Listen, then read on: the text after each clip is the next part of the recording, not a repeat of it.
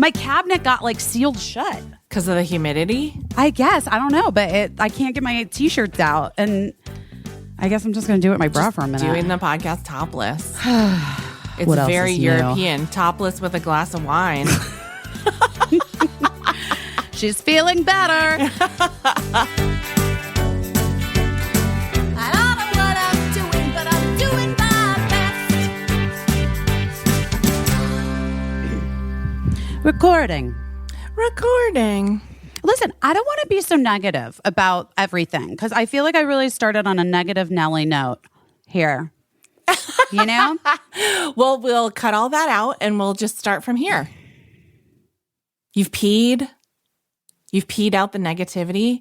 I think I have. I had to pee so many times last night during like sleeping times. What's that about? How can a person pee so much? Well, you have to not drink so much water before bed, or beverages, just beverages. I feel like I didn't drink an abnormal amount. I don't know. Like, I was just like, have I been retaining water for a really long time? What's up with that's that? possible. Wait, that's possible. Then my body was just like, oh, what am I carrying this around for? Let's get rid of it. But it all happened. You know me. Yeah. I can lose 10 pounds in pee. It was really weird. It's really weird. And I've told you this before. I've confessed that I always count like when I'm peeing. Thank you, OCD. And so, yeah, I count a lot when I'm peeing too. I did 4, 12 or 13 count long pees last night from the time I fell asleep and the time I woke up. It's too much. What did you drink last night? All I did, I just had like my normal drinks all day, and then like right before bed, Matt made me a peppermint tea, and that's what it is. Peppermint tea, just like that's what it is. It's like a diuretic. It was like an 8-ounce cup of peppermint tea. I didn't really think it was gonna. No, but it's the peppermint tea itself is like a diuretic. I guess tea is a diuretic always. I thought it was caffeine that was a diuretic, and peppermint tea. She doesn't have. I'm telling you, no. She's got some stuff that just makes things happen. It's all happening. You gotta lay off the tea. I'm gonna maybe have to take a nap today, like after we're done recording, because I just spent so much. You were like a baby night peeing. You were literally like a baby, but. Peeing out negativity. I mean, maybe that's just something we have to visualize. Like I'm peeing out the negativity. Well, maybe I peed out the negativity and we can continue from here. How are you? Your voice is still here. I'm happy. I was worried that it maybe only made a brief appearance and was going to go back away, but you're still talking. I am talking. I leave tomorrow to start shooting Single Drunk Female. Exciting. I am excited. Yeah. I did work Wednesday, Thursday, and Friday. And then I was supposed to go to some fundraiser things here in the city, one for abortion and one for Vote Forward. But I'm going to have to miss them because I'm going to be out of town for work. And the woman who was like putting together the Vote Forward one was like, oh, such a bummer. Also, here's this thing, I'm sure you'll be too tired, and it's like this letter writing thing that's happening on Saturday for that Vote Forward and Planned Parenthood's putting together, like here in New York, for people to write to other places reminding people to vote. Right. One of those things. Yeah. And they're like, really would love for you to, forwarded me a letter from the people, like if there's any way she could come. We're really trying to like get people excited, whatever. And I was just like, yes, of course I'll go. Of course I'll do it. Of course I'll show up. So I know it's a lot. I know I'm pushing myself. But here's what I think. I just think that in this moment in time, yeah, I just like, it's fine. I can go do this. I can be tired. Yeah. What won't be okay is if I feel like I didn't leave it all out on the field. You got to leave it on the field, as they say. Yeah, I mean, there's a number of concerning polls out today. And today is Monday, we should say, by the way. We usually record on Tuesdays, but since Busy is traveling, we are recording on Monday. So, like, things could be different by the time this comes out on Wednesday. Anything we say could change by Wednesday. But yeah, some polls that have people kind of like in a tizzy today about, I mean, I don't even see how the polls could be real compared to like where they were before. And I don't know what to think, but what I do know to think is we got to fucking vote. That's what there is left to do. We got to vote and get each other to vote and cheerlead each other over the finish line of voting. That's what's left to do. You know? Well, I'm showing up to cheer on Saturday. So if you're coming to this thing, I'll cheer you. Yeah. To write some letters. Remind people. Like that's the way that we're going to pull this off if we pull it off. And let's keep in mind Rabbi Sharon and her wise words from last week's pod. I hope you guys, I feel like I got a lot of really amazing response from that podcast. I don't know if you did too. We did. Yeah. A lot of people responded really favorably to everything that Rabbi Sharon said. And we're really glad to hear from her. So I'm so glad we had her on. I mean, I do think that it's worth continuing to remind ourselves that, like, you know, you show up and you do the work, and then if it's not what you want it to be, you wake up the next day and you show up and you do the work, you know? Yeah, I mean, I think back to, you know, both of my sons, when they were younger, worked really hard on Hillary Clinton's presidential campaign. They were both volunteers. And my older son led a really big volunteer operation for her. And they were devastated when Donald Trump was elected. So much so, like we all were. But it was the first time that they had ever had such an active role working in an election situation. And they weren't even old enough to vote yet, either of them. And that next day, when it didn't go the way that we wanted, like, I'm sure that we all felt like just climbing under a blanket and, you know, and being woken up in 4 years when it was time to vote again. But, you know, we just had a big talk about how we had to keep showing up and how we were still the same people that we were the next day that we had been the night before. And we still believed the same things, and the same things were still important to us. And all of the people that we felt like we were fighting for, ourselves and other people, were gonna need continued support from us, and we were going to need support from them, and like more than ever. And so I just always think of that time and like what I told my kids about like going forward, and how, you know, that's how I have to talk to myself about going forward always, regardless of any individual outcome. I mean, listen, it's all a lot. It's a lot. But we do have to just keep fucking showing up, she says as she has her 5 p.m. glass of wine. We do have to keep showing up, because like that's you know, that is how we get in trouble too, is like by deciding like I've showed up twice and I'm tired, because there's like 100-year-old ladies that have been showing up every fucking 2 years for 50 years, you know, however long. And so, so we just have to keep going and keep working and getting people like pumped up for this event that's like right ahead of us. A lot of people have their early ballots. I have to fill mine out and send it in. I have to make sure my whole family fills it out and sends it in. And, you know, voting in Los Angeles is like, it's homework. There's a lot of homework on that ballot, just about different measures and initiatives. I want to vote the right way. And so like we really have to buckle down and do it. But a lot of people are already voting, and a lot of people will vote on the day, and we just have to cheer for everyone like you're doing Saturday. I have to tell you something. What? Okay, I'm going to just talk about it. I don't care. Because what just happened is kind of insane. So Okay. So Birdie's plan has been boarding school, right? Yes. For high school, which is next year. Yes. And then last week, and I'm not talking about it. I don't think talking about things jinxes things. I'm just going to say that. Okay. Yeah.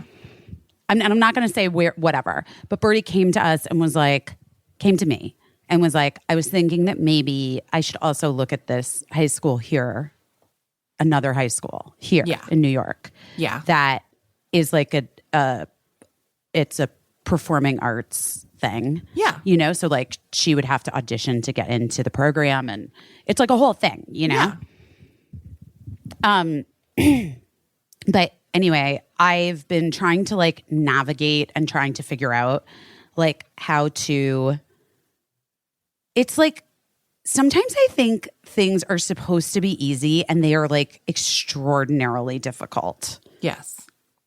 And so in like New York school systems has like their own site and their own thing, and you have to like be in the thing, and it's supposed to make access easy for parents to be able to like see what their kids are doing and what's happening and communication and all this stuff. But like Birdie's been in a private school and so is not actually in like a New York system. Right. And so then, I was on the phone on hold for like 55 fucking minutes today waiting to try to figure this out. And I don't think it's like this difficult for everyone. Like I also do acknowledge that I am particularly bad at things like this, Anyway. I think that you're probably being hard on yourself. I don't think it's possible not to user friendly. Yes, is all I'm saying. Yeah. I mean, but it's supposed to be like that's the whole thing is that it's supposed to be right. So then I get on the phone with the lady, and she's so nice, and she's like, but actually I can't help you because your child is just not in the system because you go to private school, and the only way she can get in the system is if you go to the private school and they put her in the system, which is like what they have to do. So I'm like, cool. I'm glad I was on. By the way, 4 days ago, there was like a 8th grade parent informational coffee that Mark and I both forgot about. Was this information there? Possibly. At her school. I don't know. Who knows? Because the kids are all like, they're either going to stay at the private school they're at, but a lot of kids choose to move or go to specialized high schools. And like, especially in New York, there are so many incredible options for public and private specialty schools that of all kinds, and, and obviously Birdie's had her little heart set on the Sweden thing, but I do think she just like kind of became aware that maybe there's also other options that might be pretty rad too. Yeah. Yeah. So anyway, I had to like immediately jump off the call with the city school person to do a Zoom and then immediately get on with you to do this podcast. Yeah. So I texted Mark what the deal was, and I was like, so you have to reach out to the current school and ask them to do it. And he's okay, great.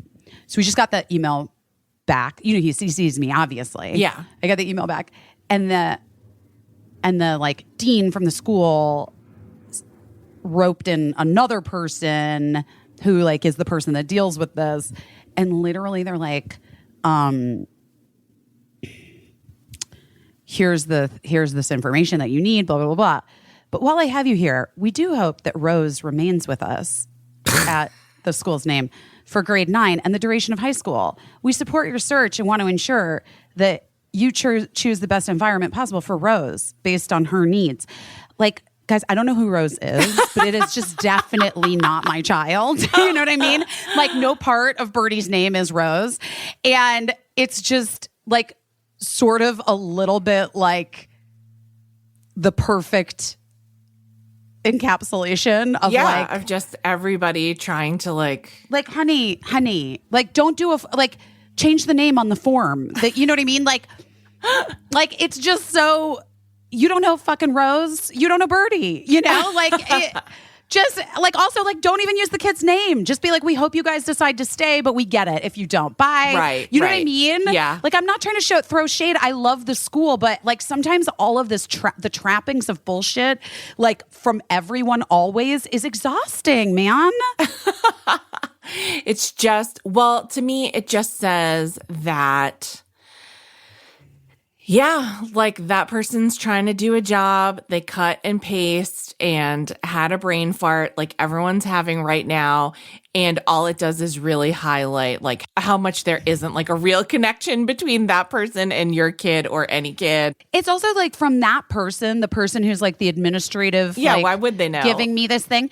Like, I don't need that from them. You like, don't need that level of personalization. No, like, yeah. The dean knows Birdie really well. And like, actually, I think would really talk to us about what she thinks would be the best place for Birdie moving forward. And like, I gotta be honest, it's whether or not, I mean, look, you know my feelings. I do not want the child to go to a country that there's an ocean between us, you know, for school. Right. Like that would break,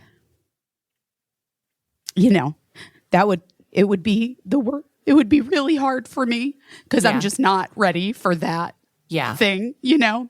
Yeah. But if that's what this kid is like, I gotta fucking do it. Okay, let's see what happens. You know what I mean? No decisions are permanent. Let's try it out.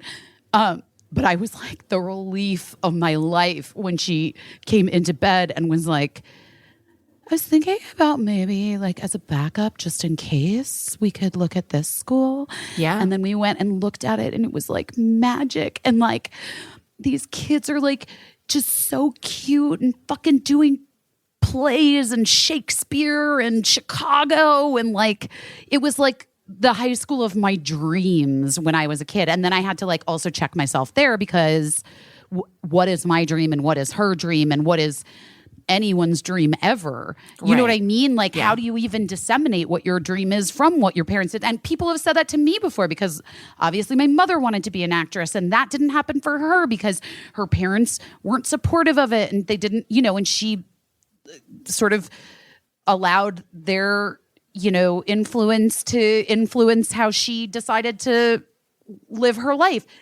And there's no way I could know like what percentage of that made me this part of myself. And obviously, I think that I always loved performing and I always wanted to do it on my own. But obviously, there's an influence of your family, you know? And anyway, the point being, I did say to Birdie, as we were looking at the high school, I was like, I want to just say to you, like, straight up, this is my dream. Like, but if it's not yours, like, I don't have any, that's fine. I don't need it to be your dream. Right. I just want you to know that, like, I really do feel this way about this place. And I think that if I were 14 and I came here, this would light my soul in a way that I would have loved. But if it's not that for you, and if something else is, like, I want to make that happen for you, you know? Yeah. And I trust that you know yourself the best of anyone because you do, you know, because she does. And anyway, I don't know where Rose is going to go. Well, I wish Rose, whoever she may be, all the luck in deciding what her next steps are. I wish Birdie lots of luck and just trust that, you know, I don't want to say that, you know, talk about bullshit. I don't want to say like whatever, you know, whatever's meant to happen will happen because that's not true. Know. Sometimes shit happens that, you know, it really sucks and it'd be great if it was like a different way or it's good for one person and it's not the best for another person. But Birdie, what I will say is Birdie's really lucky to have a parent who is supportive of Birdie's dreams or even like Birdie's exploration of what might be dreams. And, you know, and I think it's really great that you're like checking yourself on not wanting to like over influence any decisions. Well, I mean, I obviously had to acknowledge it. I mean, that's just like, Yeah. it would be insane if I didn't. Yes. I would be insane if I didn't. And then, you know, the pragmatist in me would say, also, once you get in with the New York City public school system, apply to every performing arts high school in New York City. Well, we did. Yeah, I know. I did look at that. But I got to be honest with you, and I sort of do feel this way. Like, I don't know. I mean, I think we're going to apply to two. Okay. I think we're going to apply to two. And I don't even think she knows that we're applying to two. Okay. Yet. Because once you do the audition, what's great is that like the audition goes, there are 14 specialized performing arts high schools. Right. In New York. Right. City and the boroughs. Right. And you can choose when you do your audition, whether it's visual art or drama or musical theater or vocal or instruments or whatever, music, whatever. You only do one audition, one submission, Right. and it counts for all. You can check all of the programs that you want to. That is why I would apply to most of the programs. Right. Just because who knows? Because it's a totally new thing. And I totally get like having faith and being like, Birdie's going to kill it, you know, but I don't know how it works. So, Well, all the programs are different. I mean, Right. I've learned a lot, guys. Right. I've learned Sure. a lot. Sure. You know, navigating this shit is not my parental strength. Right. In so many ways, I'm like in awe of people like my sister who knows how to like get the points for the thing and the D to ba-da-ba-do with the charter and the thing. Yeah. And I mean, Arizona's like extraordinarily difficult with the Yeah. thing because the Republicans have been trying to like tank the school system. just outlaw school. Yeah, basically. Pretty they have. much. Yeah. And so like they make you really work for it, which is Yeah. so detrimental to everyone, obviously, Yeah. because I mean, I know I'm not great at math, but I'm pretty fucking smart. And like, I couldn't do the thing. I couldn't Right. even, by the way, it didn't even say if your kid is in private school, you have to do this. Right. On anywhere. Right. Mark didn't figure it out. So, you know. It's a mess. It's a mess. That's But why- anyway, I'm just saying, like, I'm always impressed with people who are able to navigate like all of the different public school systems and how, because they all vary and they're all different, and there's like all kinds of different things you can get Yeah. and test into or test out of, or like fucking whatever. I don't know. It's not my strong suit. This is executive functioning, and it's not my strong suit. Yeah. It's not easy, but you know I'm a pragmatist and I would always rather have the most options. Well, you know that I Hate am a pragmatism. person that doesn't love a safety net. It's true. It's true. And I'm really like, yeah, go big or go home, bitch. Like, Right. go for the fucking #1 school in the country for drama or whatever. Yeah. Or go to Sweden. But where I'm kidding. where the safety net doesn't cost anything or doesn't take like any extra effort, just get the safety net, get that option. Well, Get then the I went airbag. on like a full journey and was like trying to like convince Birdie that we should go look at like these performing arts boarding schools because there are a couple in the US. Yeah. And then Birdie's like, no, that's not what I want. That's not what I Okay. want. All right. So, It's like boarding school in Sweden or the hardest, most competitive performing arts high school in the country. Well, crossing all my fingers for Birdie, crossing all my fingers for Rose. She is my kid. That is for fucking sure. That's exciting, though. I think that's great. I know. I'm not going to talk too much about it because I just I don't even know, you know, but You don't I believe did in have- jinxing, but you don't want to just put anything out there that I don't want somebody to hear it and then like, I don't know. I don't want it to. I don't and know. shit on it. No, not that. Like more like I don't want the school to be concerned that my public persona would be a problem for them. Understood. Yeah. That's smart. That's the actual truth. Yeah, I think that's smart. But if they don't take her, they're fucking idiots. I'm kidding. I don't even know. Like, I don't even know. We have to get like. So then today I was doing my recon because, like, obviously I'm not coaching this child through an audition. There's no fucking way in hell I'm doing that.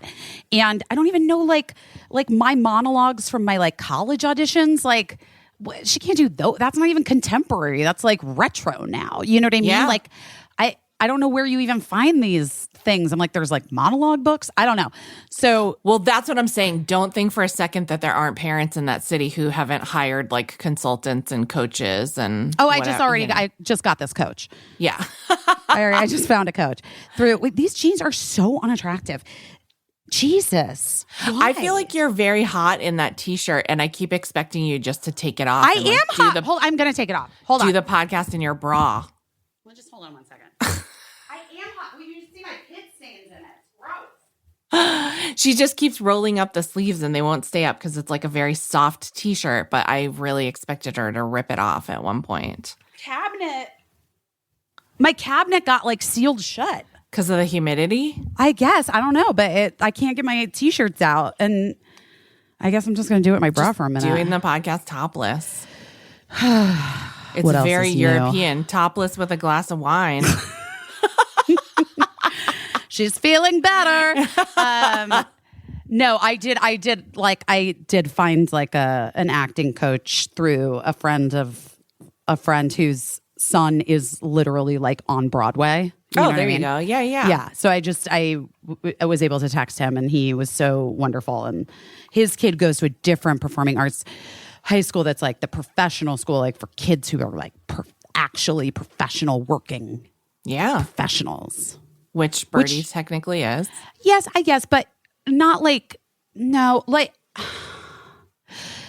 yeah, these are kids, like Birdie doesn't have an agent or a manager. And like, the with love thing is its own, it's just its own thing. Like, and I think that, I don't know, Birdie can do whatever she wants when she's an adult, or older.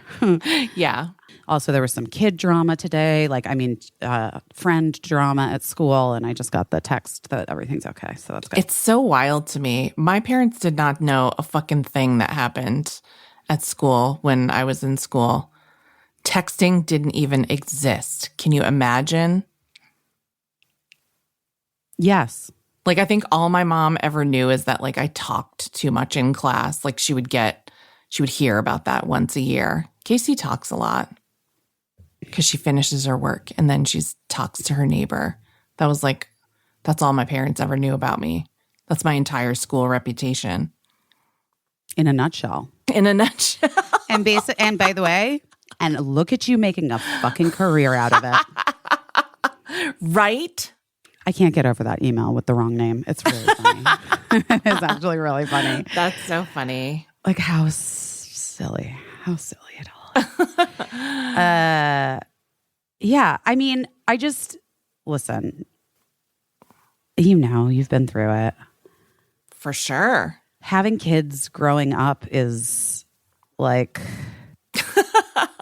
just so hard, Well, it's a lot, right? Because we all just got over growing up ourselves and we're, still trying to like figure it out. And then you got to shepherd this other person through growing up. And I mean, I don't know how you felt, but a lot of times I felt like I wanted to do anything to make it easier for my kids and, while also not doing every single thing for them so that they understood that like some things they had to like take the lead on, be responsible for and see through. And if it wasn't worth it to them to take the reins, then maybe it wasn't something that was worth doing. But I also spent a lot of time being like, did anyone put this much thought into like my growing up? Like for sure not. So it was a lot of that. But also it's like, but again, that's like kind of like what we were talking about with Nora, our guest, which is like, just because our parents didn't take that much time thinking about it, does that mean that we don't? Like, I can't, there are certain things where I like, Yeah, my parents never fucking played with me, like down on the ground, like playing with me. You know what I mean? But like, I really like playing with Cricket. And like, I'm glad I did that, you know? And then sometimes I was like hungover and I'm like, this is not fun.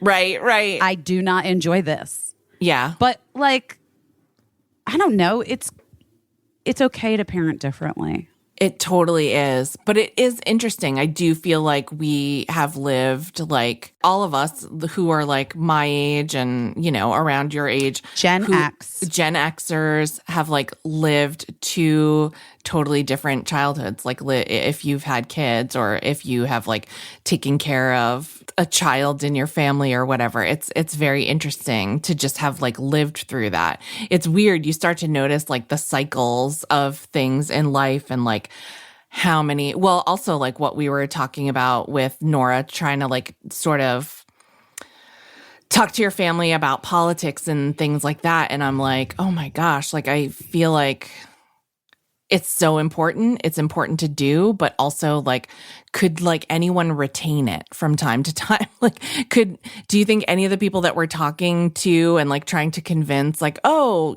you know, everyone deserves humanity. And like we determined that at one point and now I guess people aren't feeling that way anymore. Like if I get you to see the point of treating people with humanity, treating all people with the same humanity that you think you deserve, do you think you could remember that? Like, how long do you think you can remember it for? And will we be back here in 2 years, 4 years, 8 years, 12 years? You know, it's really interesting.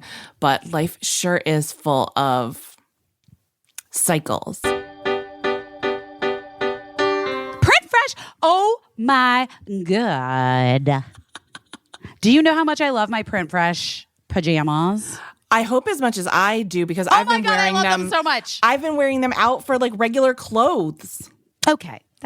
I'm not that person, but you know, I never have been that person, but I love them so much and I do change into them as soon as I can. And it's Print Fresh, guys, is a woman-owned luxury sleepwear and lifestyle brand that are literally, it's made for us. It's made for people that love patterns and like whimsical things. You know that Emily Beebe bought me a pair of Print Fresh jammies last year for Christmas. Oh, of course. Yes. She purchased them for me and now they're advertising on the pod. This is just the way that it works, guys. We love these products. We're selling them to you because we love them. Long lovers of Print Fresh. You've probably seen them online. If you follow me on Instagram, you've seen me wearing the top of my pajamas out and about as a blouse. Created by textile designer and fashion entrepreneur Amy Volishin. She loves flora and fauna. She puts them on organic cotton loungewear and statement-making home decor that is full of personality. I love the color. The color for me is everything. But also, I love the size inclusivity. It comes from extra small to 6X. Everything from robes, sleep sets, nightgowns. Everyone's guaranteed a perfect fit without sacrificing any style or any substance, which you know is very important to me. They also have like a home decor line, which I'm obsessed with. Bags, accessories, like quilts, duvets, throw pillows. My jammies range. I mean, now like truly, I've got the stripy jammies. Yes. I've got the ones that Emily gave me, which were the like the original like jungle print. Yes, guys. The cheetahs on them. And then I also had the matching slippers that Emily gifted me. Amazing. Which is like so cute. Like this is literally like, it was my favorite Christmas present last year. And then now Print Fresh is advertising with us. And I was like so excited. Yes. And Birdie stole my other pair. Oh, no. I know. So that's fine. I'm glad that she's happy in them because they are so cozy. They're so really comfortable. As you wash them, they get even more and more comfortable and cozy and cozy. They wash so well. But you know what I love about it? What? They wash so well, but like the print doesn't fade. It doesn't fade. I don't know how they do it. Yes, and they stay perfectly sized and perfectly crisp, just how you want them. I know. How do they do it? I don't know. It's very special. I thought maybe you knew. I thought it's maybe it was very in the special copy. fabric, I think, that they're making these out of. And they just released, I don't know if you saw, Busy, but they just released pumpkins for the fall. Like a pumpkin print. I didn't see it. I have to order that like today. But the holidays are coming up. This is when people are asking you, what do you want for the holidays? What do you want for a gift? This is the perfect thing to ask for. Well, also, it's the perfect thing to give. This is the perfect gift for a mother-in-law, your sister-in-law, your sister, your best friend, your friend who you like a little bit. You know what I mean? Like, I like this is like a friend that you're like trying to turn to loving you. You know what I mean? Like we're in, I am in Print Fresh. I am all in. I'm giving everybody these. Guys, Print Fresh is a woman-owned luxury sleepwear and lifestyle brand. You're going to love it as much as we do. Sizes ranging from extra small to 6X. New home decor, accessories, autumn-inspired sleepwear are here for the season. So whatever your plans are, make them comfier and cozier with Print Fresh. Head to printfresh.com/best or use code BEST for 15% off your first order and let those sweet dreams begin. The holiday shop opens tomorrow on October 20th. Okay, so it's printfresh.com/best or use promo code BEST and you're going to get 15% off. I'm telling you, we've done your shopping. This is it. This is it. Olive and June. Guys, in case you need to know anything about Olive and June still, you might. I mean, I don't know. You might. I feel maybe like you we've told you everything, but you might still be curious. I'm saying if you're on the fence and you're like, I want a manicure at home that looks like I went to a salon. I need it to be like easy and I need all the tools and also just like tutorials that are easy to look at online on their Instagram. This is Olive and June's Mani system and you can treat yourself to beautiful nails all year long. Their polishes are incredible. They last 7+ days. They do not chip. You can achieve beautiful salon perfect nails at home with an affordable price. All the tools come in one little adorable box that you're gonna love. It's perfect. And it comes with this little thing that they've invented called Poppy, and it's a brush handle. You pop it onto the brushes of their nail polishes, and it makes it very easy. It like kind of steadies your hand so you can paint good. Paint good? Well, that's not. You can help me out here. You can paint your non-dominant hand perfectly, and it's not a mess. And it looks like a professional did it. And yeah. And Busy, did you know that Olive and June now also has some quick drying formula polishes? Did I know? I do know because they arrived at my house and I'm so excited and I've been using them and I love them. Perfect. Because I really need a quick dry. You know what I mean? Yeah, because you like we know to, this about me. Yeah. We know this about me. Because I like to because I'm like a bull in a china shop. You know like what I mean? I'm paint constantly and then moving. Immediately launch into another activity. Yeah. Which, like this nail polish, 3 minutes for a manicure, I feel like, and then you're able to go do whatever you want. I am thrilled. Guys, if you haven't tried it yet, now's your chance. Now's your time. Getting beautiful salon perfect nails at home is now a dream come true with Olive and June. Your new nail life is here, my friends. Visit oliveandjune.com/busy for 20% off your first Mani system. That's oliveandjune.com/busy for 20% off your first Mani system. Go get it. Did we talk about third places yet on here? We talked about it with Nora. Guys, just now. Yes. But we never have before. But we have a guest coming up, Nora McInerny, who's an author. She has a new book out. She also has a podcast, Terrible. Thanks for asking. It's very popular. She's also a friend of ours. So we're like referring to things that we already talked about with Nora because we already pre-recorded the interview because she's on tour. But Busy mentioned third places, and it was interesting because I was like, oh, we've never talked about that on the podcast. So anyway, go for it. Okay. So recently there was an article. Where was it? The New York Times? Wall Street Journal? One of those. The lack of third places. Yeah. And that doesn't mean people getting a bronze medal. It is the idea in sociology, the third place is like the social surrounding that is separate from the two usual places that you are, which would be the first, obviously, is your home. And the second is either workplace, either school or workplace. Okay. And then the third place is, I mean, a mall, like malls. Cheers. Cheers. The bar you would go to after work to get a drink. A church that's not like fundamentalist and pushing lies on you. Like your synagogue. Your synagogue, a park that you go to every day, the gym that you go to every day, or your workout class that you go to every day. And what is true, it's the Atlantic, by the way, I just looked it up. Okay. And what is true is that there's been a massive decline in the last decade plus of third places. And what that has led to is people finding online third places that act as echo chambers to their own thoughts. But what's worse is that we all know like the worst parts of the internet.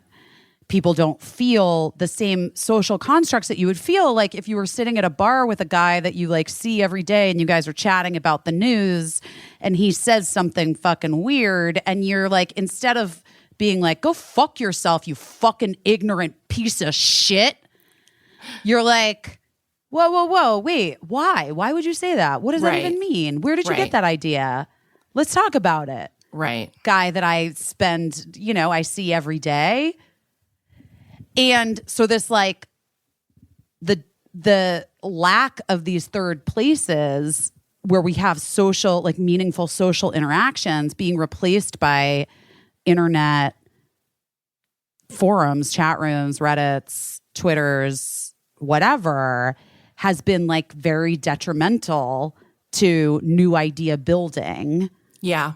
And growth. And then also like ideas have become so much more disparate. Right. So that's when people talk about like, oh, there's just this huge divide. We don't know how to bring people together. It's like we actually do. It's a third place. Right. But all them malls are closed. It's true. It's true. It's interesting too, just besides the notion that it restricts our development of like thought, like our critical thinking a little bit. Like I feel like I can speak to this a little bit uniquely because I spent 9 years working at Watch What Happens Live. And I really like Andy Cohen. I liked working with him. But that job, just by the nature of it, practically eliminated any third place for me because I would work from home in the mornings. I would take the train into the city and I would get to work between like noon and 1 o'clock. And then I would be there until midnight. And that was 5 days a week. And it was just, I spent a lot of hours working and I spent my free time at home working. And so then when the weekend came around and our weekend was like Friday and Saturday, I was way too exhausted to ever really go anywhere. Like it would be really rare that I would like go to something social and it wasn't regular.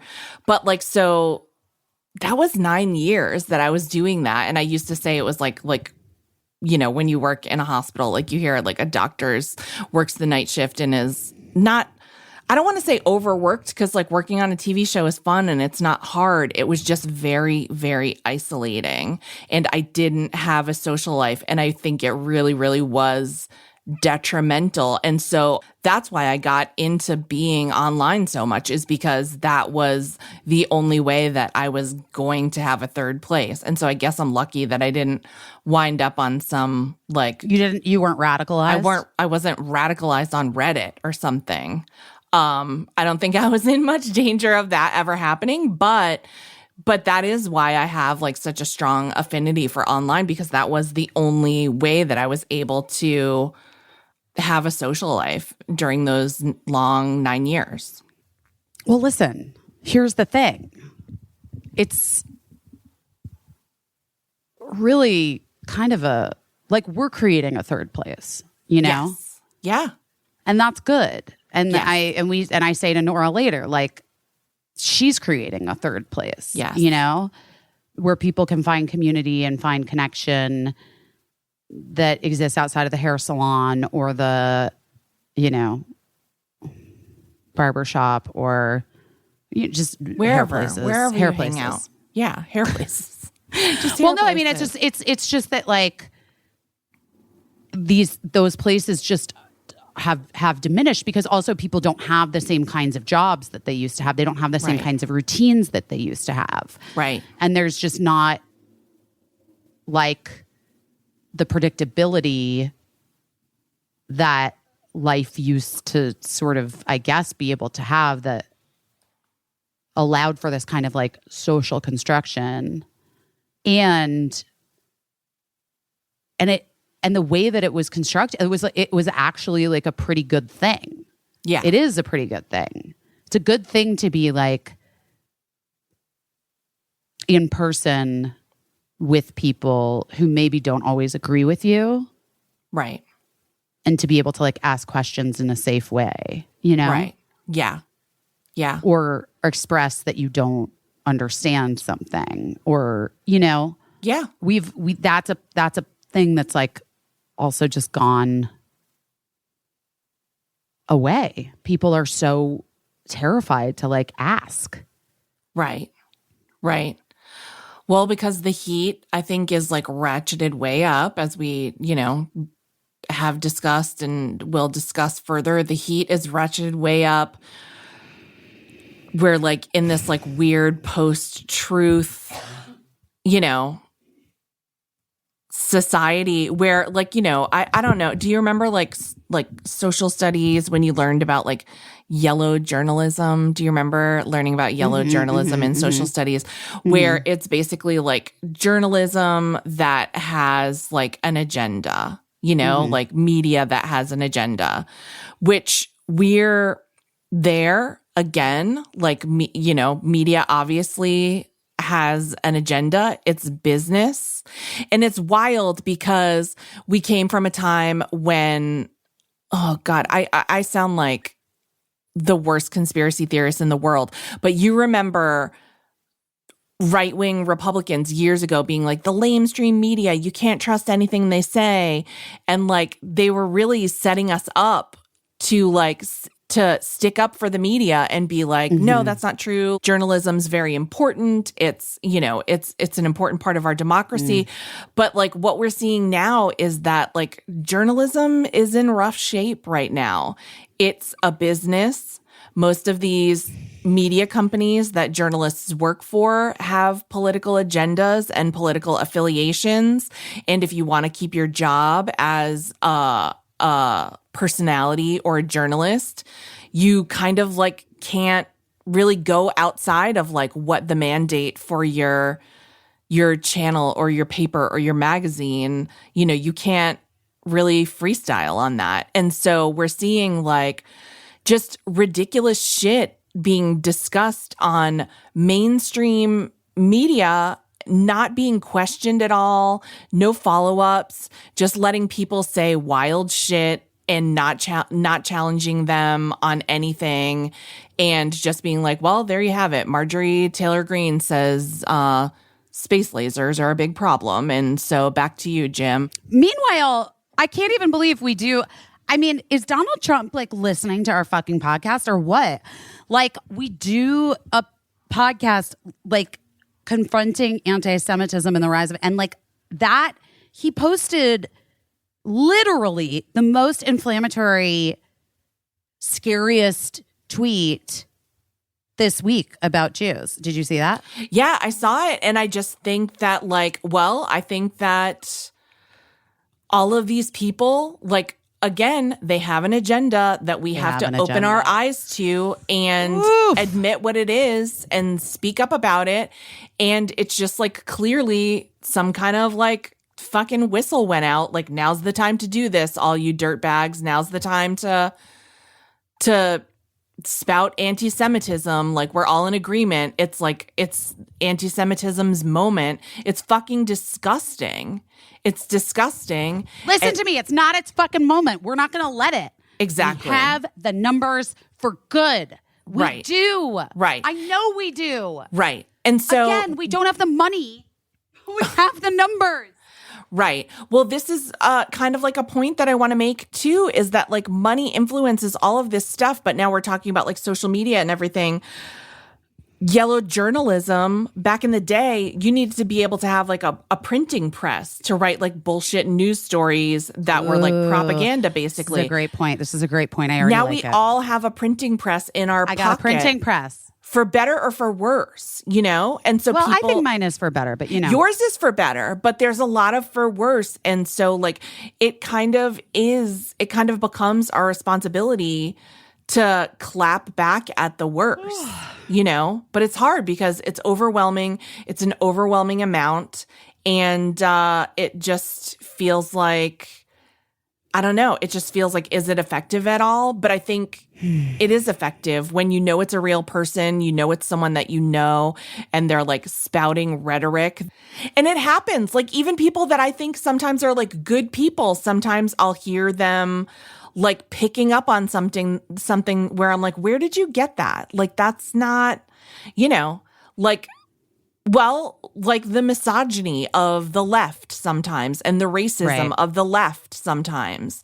And like talking about how the economy is the only thing that matters when we know the economy is not the only thing that matters. And, you know, and sort of painting people as like, you know, all they care about is identity politics. And when we know that all politics is identity politics. And the reason that you're mad is because your identity, you consider it to be the default identity and everyone else needs to take a back seat. So like, these are all the things that I think that we have to like combat this rhetoric. But it's hard and it's scary. And especially like, I think about like 5 years ago when I would say what I thought about something politically, not 5 years ago, probably longer ago. I would say something that I thought politically on Twitter and some like random whoever, maybe a bot, maybe a real person would be like, shut up, you bitch. I have your address and, you know, whatever. And I would be scared into not saying anything and not using my little printing press in my pocket to do all that I could. It's fucked up. Like, we're in a really weird time and none of us know how to navigate it because we haven't been here before. And all we can do is like look back on the past, but the past has never been like this. So, you know, so I was talking about polls earlier in the podcast and it's like polls are kind of like in the past have worked and have been like an indicator of how things are going, but I don't know how reliable polls are anymore. Either. And I also like don't know the agenda of like any pollster or like a pollster that used to be reliable and now like maybe is owned by someone else. I just don't know. So it's scary. So that this is all to my point that like, I'm glad we have a third place here. I'm glad that people responded well to last week's podcast and got a lot out of what Rabbi Sharon had to say. We all have a little printing press in our pocket and we all have to show up and we all have to go forward. And it's like fucking scary, unprecedented times, TBH. Meanwhile, this fucking Olivia Wilde, Harry Styles, Jason Sudeikis drama just won't go away. It's really a lot. I'm done. I'm done with it. I'm annoyed. It was now. fun It's like now I'm pushed. Yeah.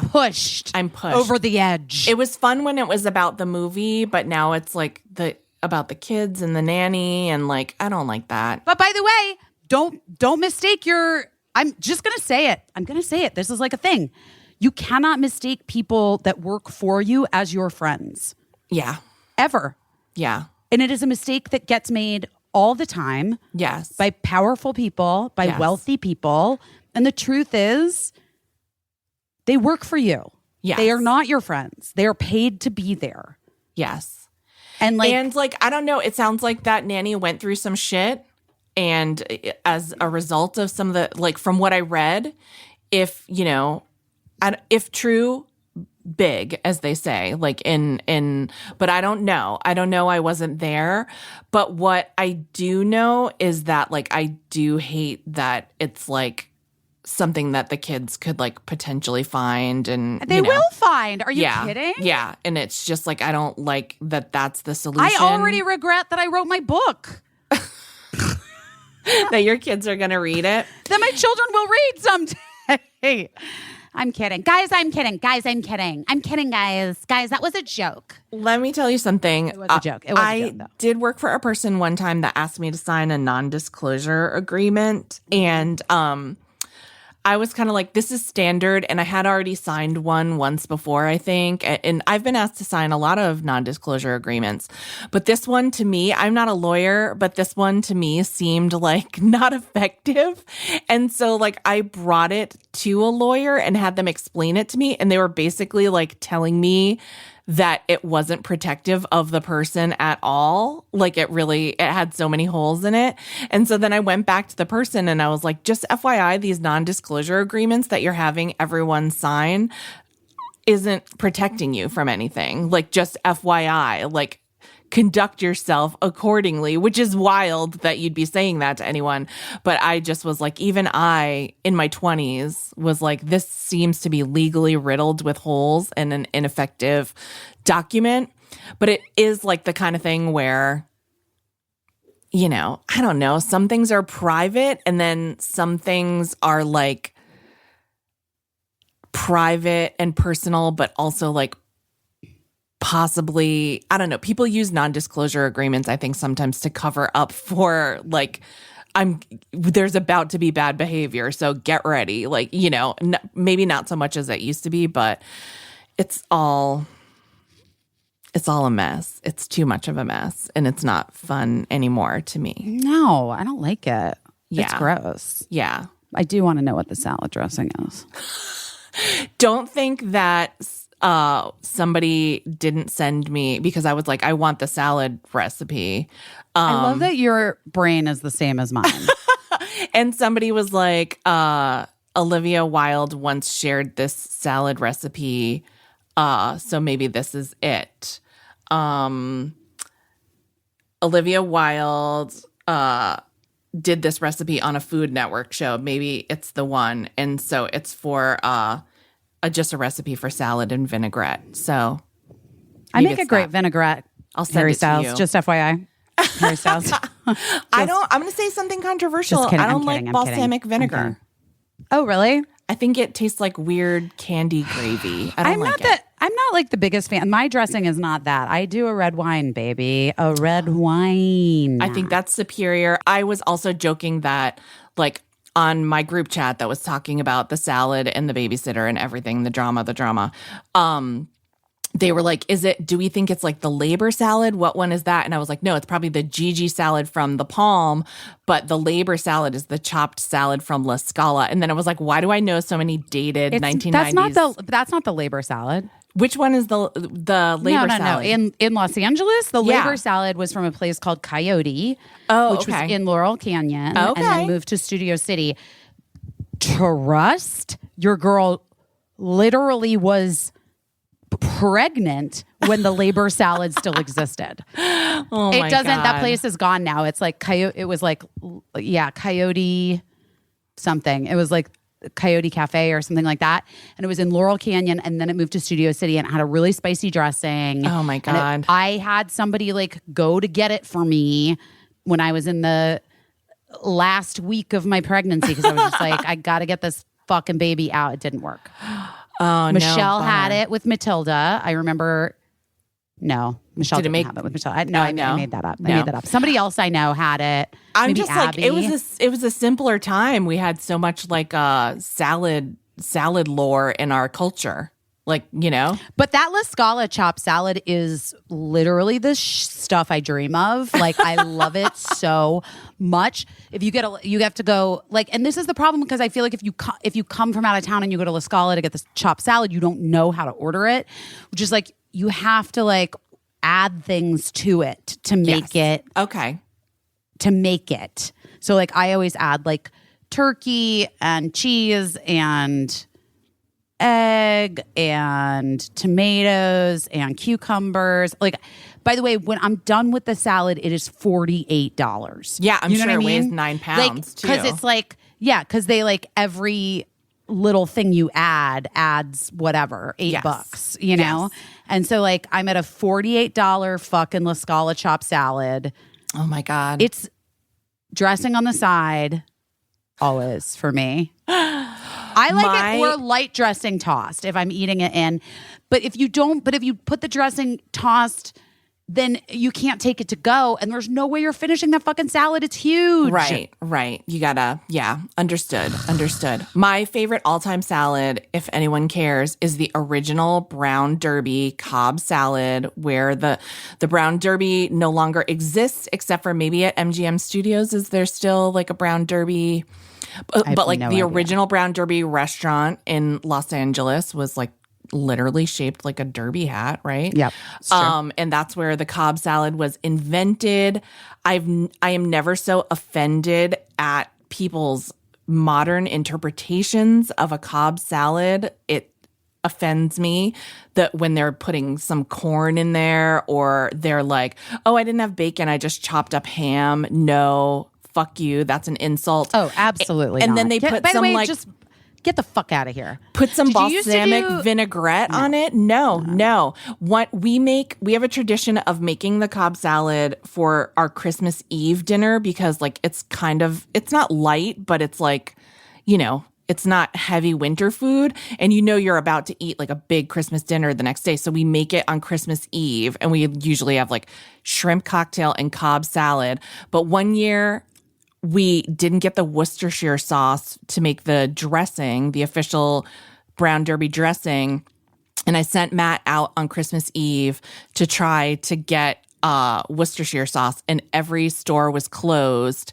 And then finally, because he's fucking sharp, that guy, he went into the place that was open, our local bar, and was like, can I have a little to-go container of Worcestershire sauce? I know you must have it for Bloody Marys. And they were like, sir, take this entire bottle of Worcestershire sauce. Merry Christmas. And that Worcestershire sauce lasted us for 20 years because it was because that actually, my parents still have a bottle of Worcestershire sauce in their cabinet that is 20 years old. Okay, I'm now gonna tell you about this chopped salad that is an Arizona chopped salad that was at a restaurant that no longer exists. But this is like the official like state salad of Arizona. Okay. It's Arizona's. There was one restaurant in Old Town Scottsdale that started it. Yeah. Okay. And this was like when I was probably in high school. Okay. And I'm going to read you the ingredients and you're going to think no. You're going to think no. I know you're going to think no. And I just want to tell you that this is my favorite salad on earth. Okay. I'm open. Okay. Here's what the Arizona chopped salad has. Smoked salmon. I know. Guys, I know. We're already out, we think. I'm already out. Just get in. Get in. Just stay with me. Stay with me. Smoked salmon, arugula, couscous, tomatoes, freeze-dried corn, pepitas, dried currants. Again, guys, I need you to look me in the eyes and stay with me. And a basil pesto creamy dressing. Wow. Now, I don't know why. This salad is... Oh, and there's Asiago cheese. Okay. I do not know why. This is the greatest salad on earth. Wow. But when I tell you that I love it so much that I think about it a lot and that I definitely could make it at home and I never have. Interesting. I just need you to know it's the best fucking salad of all time. Wow. I can't remember the name of it. I wonder if I text Emily right now, she'll remember. Because BB loved it too. And this was like, Emily was like a vegetarian and then would eat this salad. And she would just have like eat a little fish and a little cheese. The name of the place that invented. That one never caught on like the Cobb. I'm telling you something, in Arizona it is. It's on different menus now. Really? At different restaurants? Yes. But here's what I want to say is like, you know what? I'm glad it wasn't widespread because that seems like a salad that you could really improvise on. And as I just stated, I despise the improvisation on a Cobb salad. And it makes me want to have like words with a restaurant. Here's what I'm going to say. The freeze-dried corn, almost impossible to find. A key element to the success or failure of the Arizona chopped salad. Oh, interesting. I feel like freeze-dried corn would be like just like a fun snack to eat. By the way, it is. It's delicious. Haven't you ever had it? I don't think so. You must have. Probably. Occasionally they have it at TJ's. Sometimes Okay. they have it at TJ's. Wait, Emily's Cowboy Chow. Cowboy Chow Okay, was the name of the restaurant. Okay. Cowboy Chow. Emily Beebe coming through. Of course. I never buy freeze-dried snacks because they're so light and I feel like I'm getting ripped off. Well, you know yeah. I mean, freeze-dried you know what I'm snacks. saying? That's, I'm like, I mean, yes. There's no physical 100%. weight to this $4 pouch of snacks. But I also just like, why haven't I invested in a food dehydrator at this point in my life? Did I ever tell you my idea of getting the food dehydrator and doing like gourmet earthquake meals and saying like, for example, what's your favorite meal in Los Angeles besides like nachos? Just nachos. Okay, like I would go to Petty Cash, buy like 10 things of nachos and dehydrate them for you so they'd last 20 years so you could have those nachos in the event of an earthquake in Los Angeles. But what do I redo? How do I rehydrate them? I don't know. That's part of what we'd have to figure out. That's why I think like do you eat them dehydrated?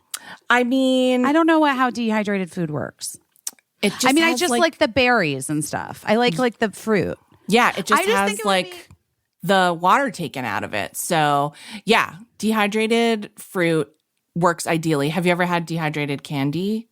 Like freeze-dried candy? Maybe. I just think, here's what I think it would be good for, the food dehydrator. Yeah. If I have fruit in my like refrigerator that's about to go bad. Yeah. Right now I just freeze it. Right. But you know what I would really like? I would really like it dehydrated. Yeah, you could do it. And I loved Ron Popeil back in the day. He was never controversial, was he? I don't think so. I don't think he's ever been canceled, Ron Popeil. But I would like to point out if there are any people who are homesteaders or whatever, that I do know Doomsday preppers? There's a difference between dehydration and freeze drying. Those are two different processes. What is the difference? Like dehydration just takes the water out of something so it can last, but I don't think it ever gets the water all the way out. Freeze drying is some kind of like scientific process that I'm not 100% sure what's happening, but it makes everything crispy, like it retains the shape more. Okay, food dehydrator versus freeze dryer. Okay. Dehydrators use low heat to remove about 80% of the water, while freeze dryers cycle between heat, cold, and a vacuum to remove 95% of the water. Foods with a lower water content store better and longer. Yeah. So freeze drying is the ultimate. Like that, if I had $5,000 to just drop on a freeze dry machine. How much does a freeze dryer machine? Oh, it is $2,800. Yeah. Yeah. And I would buy the deluxe one for $5,000. And then I would do like a very Hollywood doomsday prepper chic menu of dishes from your favorite restaurants that you could then freeze dry, keep on your shelves, put in your go bag in your earthquake emergency kit. And then you can have like your favorite pork chop from jar if you have to like make a run for it. You know? I mean, okay. I'm like, now I'm into this. Now I want to get a freeze dryer. Oh my God. And people are like, I wonder why you're in debt, Busy. My friend Noah he does everything. He really is like a homesteader. He's a manager, but he lives in Wisconsin. And because he just likes to live that life in Wisconsin while still working with Hollywood creative type people. But he makes freeze-dried candy, I know, and people always ask for it for a gift. They want freeze-dried like Starbursts and Skittles from him. Oh, I bet that's so good. Like crispy Starbursts. But do you think that we could do dehydrated Starbursts? I don't think it would be the same. I don't think it does the same thing. Should we look on eBay? And see, I know on Facebook Marketplace, people sell freeze-dried candy all the time. And I'm like, what kind of state would I be in to order freeze-dried candy from a person on Facebook Marketplace? I'm not judging that. I'm saying, is there a freeze dryer? Yep, there is. There is. And what's the cheapest we can get into the biz? You know what I mean? That's a really good question. $1,200 looks like. It looks like we're in for $1,200, Casey. But how big is it? What can you freeze dry in it? I found one for $9.99 from Alibaba.com. Have you ever tried to buy anything from Alibaba.com? I did actually once. Yeah, I tried to buy a chair and it just disaster. never. I thought it was going to be like a miniature chair when it came, and it just never did come. Wait, it never came. This one is $800 or best offer, free local pickup. Thermo Savant Micro Modulo Bench Type Cold Trap Freeze Dryer. Wow. All right. Oh, this one is $7,000. What? Come on, guys. That's too much. Even I know that. There's a really cute one that has I'm a sucker for anything that has a round window, Oh yeah, no, these all have round windows, babe. Yeah, so there's a really cute one. Oh my God, I just found one for $500. Oh wait, condition used for parts or repair. That doesn't bode well. That does Feels not. like that doesn't work. Is what I'm saying. We're not mechanics. We're just pretty sure that fledgling doomsday preppers. That one does not work. I'm not even a fledgling doomsday prepper. I'm just like want to eat yummy food. You just want some freeze dried snacks. Wait, so the snacks, I don't really want dehydrated fruit. I really want freeze-dried fruit. You want because you like the crispy, little fruit nuggets. Yes, that's what you want. Because the dehydrated is it's still a little limp and chewy, and that's how. Remember when I said about that lady at the Elizabeth Arden spa ate some potpourri? She ate a piece of potpourri while I was waiting for my appointment. she thought that was a dehydrated apple, but it was just in a potpourri dish. I get it. She was really chewing on that thing for a very long time. It's literally that's literally a bit that's been in movies. Yeah, 100%. But also this lady 100% did it at the Elizabeth Arden Red Door Spa in New York City. Ate a potpourri. She was very old. And I felt it would have been disrespectful to be like, hey, that's potpourri. So I just let her eat it. I think you made the right call. Oh my God, I had my athletic greens today, Casey, and I loved it. That's why you're so energetic. I know. It really, I swear to God, it makes a difference. It really makes a difference. It's crazy. Can I also tell you, I've been having a couple days of weird tummy problems. And I was like, what has been different? What have I been doing? And then I was like, oops, I haven't been doing my AG1. So that I got the athletic greens. I was here. I mixed it up. I did my athletic greens, and not only have I had the most energy today that I have had in days, but also like my stomach feels great, and it's been feeling like a little wonky the last few days. And that's because with one delicious scoop of athletic greens, I got 75 high quality vitamins, minerals, whole food sourced superfoods, including probiotics and adaptogens that helped to start my day right. It supports your gut health, your nervous system, your immune system, your energy, recovery, focus. It's like has anti-aging properties. It's like everything that you want. It's everything that you want in one drink. And here's the thing, like previously I've always put it in smoothies, generally speaking. But today I was like, you know what I'm just going to do? I'm just going to put it in the water and like use my little, what's it called? Whisk. Your little whisker. Yeah. I used a little whisk and I whisked it up, and it was like honestly delicious, you guys. Yeah, like, it tastes good. Really good tasting. It's like, is it weird to say it's weird how good it tastes? It is. I mean, but it's also lifestyle friendly because it's keto, paleo, vegan, dairy free, gluten free, all of those things. Less than 1 gram of sugar, no GMOs, no nasty chemicals or artificial anything. And it still tastes really good. Yeah.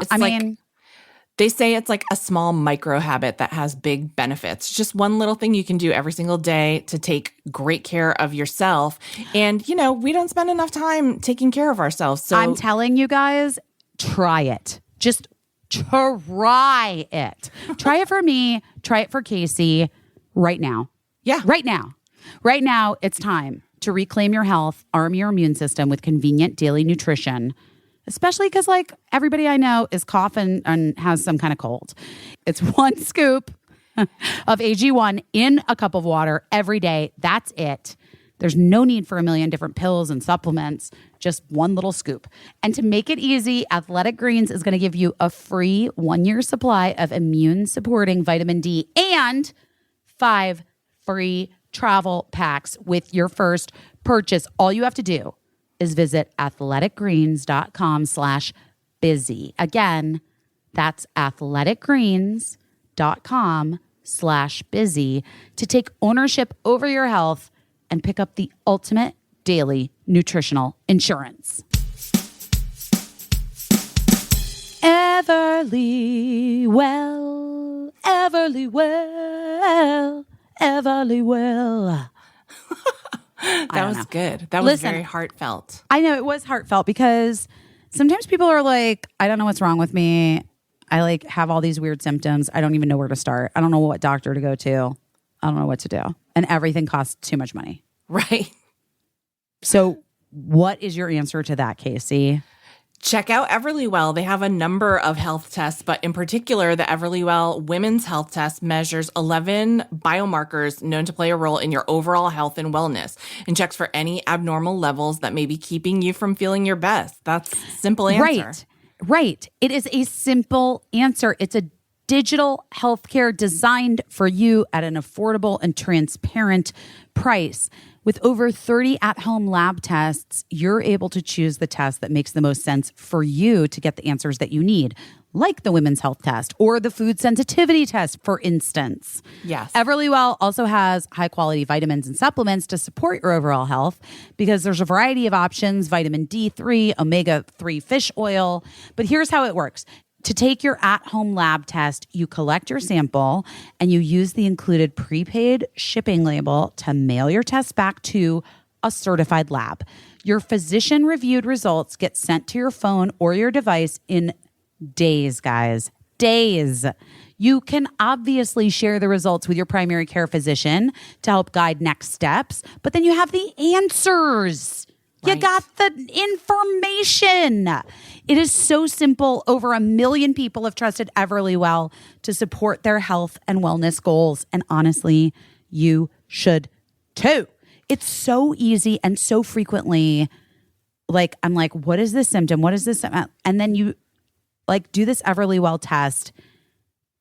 And don't it's like kind you of to fun. I took the It food is kinda sensitivity fun. test Yeah. and it confirmed a lot of things that I thought. too. And then also, like, there were some surprises on there. So it's just interesting to know your body better and to have that scientifically It's confirmed with useful. Everlywell. Yeah, It's very useful. It's very, very useful. And listen, for listeners of this show, Everlywell is offering a special discount of 20% off an at-home lab test at everlywell.com/best. That's everlywell.com/best for 20% off your next at-home lab test. everlywell.com/best. Can I tell you the craziest thing that happened to me? Like, truly, the craziest thing. What? Yes. I put it on Instagram, so you may have seen it. But so the other night, first of all, I have a new best friend, and I'm just going to need you to get on board because we're best friends, and it's fine. I love her. Is it her? Yeah. Okay. Jen Tulloch. Love her. And she's on the TV show Severance. Love that show. She's the sister, The sister. Yes. you know? Yeah. Yeah. We met at the Apple store. Okay. Like all best friendships. Like all best friendships Start. start. And we weirdly were just like chit-chatting for way too long. And then I was like, we should be friends. And she was like, Yes. great. I'm here to work. I'm back here to work. I need friends. And I'm like, fantastic. It's me. And so then we become friends and we love each other. And the other night, I was like, okay, so you know the band Broken Social Scene, Yes. and you know how much I love them. Yes. And do you know that I know them kind of? Yes, I think I did know I mean, that, I yeah. know everyone. Guys, Yeah. let's be real. But we met Broken Social Scene. Mark and I met Broken Social Scene, the band, people in the band, a bazillion years ago. They were opening for Block Party at the Greek Theater in Los Angeles. It's probably like 17 years ago. Not Yeah. a joke. I don't even think Mark and I weren't married. We were just dating. Wow. And we had a friend, Scott Speedman, no big deal, who knew one of the guys from the band from Toronto. So like after the show, we went backstage. And then Kevin Drew from the band, who's like, you know who Kevin Drew, he's like the lead singer, whatever. Yeah. We like, again, became best friends that night. And literally the night ended with us getting kicked out of the Greek Theater because Kevin and I and then Mark and like other people, we climbed onto the roof of the Greek Theater. Wow. Which like through I was going to say an escape pod, but that's not what it's called. It's a An escape hatch? fire, like an escape hatch for like fire people. Okay. Fire escape. A fire escape? How about a fire escape, guys? Let's Yeah. take fire escape. But you know, like a hatch in the ceiling yeah. with a fire escape ladder that we like illegally pulled down. sure. And then we climbed up and we were like on the fucking roof of the Greek Theater, like all of us drunk, having the time of our damn fucking young ass lives in our 20s, most of us, not Mark, you know, obviously. Sorry, Mark, no shade. But anyway, He had the knees to climb up there despite his... You know what? Thank God. Yeah. Even though he was all of 4 years old, He was still able. he was still able to do it. But so anyway, so we've like known them for years, and Mark and Kev actually are like tighter bros. Like that's also like not necessarily my journey to be like bros with rock stars. Like I know that seems like, well, I don't know. Like whatever. It doesn't matter. Yeah. It just Mark and Kev are friends. So it was the 20-year anniversary of You Forgot It and People, which is like one of my favorite albums of theirs. And I love them so much. And they were coming there playing 2 nights at Webster Hall. And for Mark and I, this is like the part of our divorce that is like really hard. Right. And like really weird. Right. You know? Yeah. Like who gets custody of broken social scene?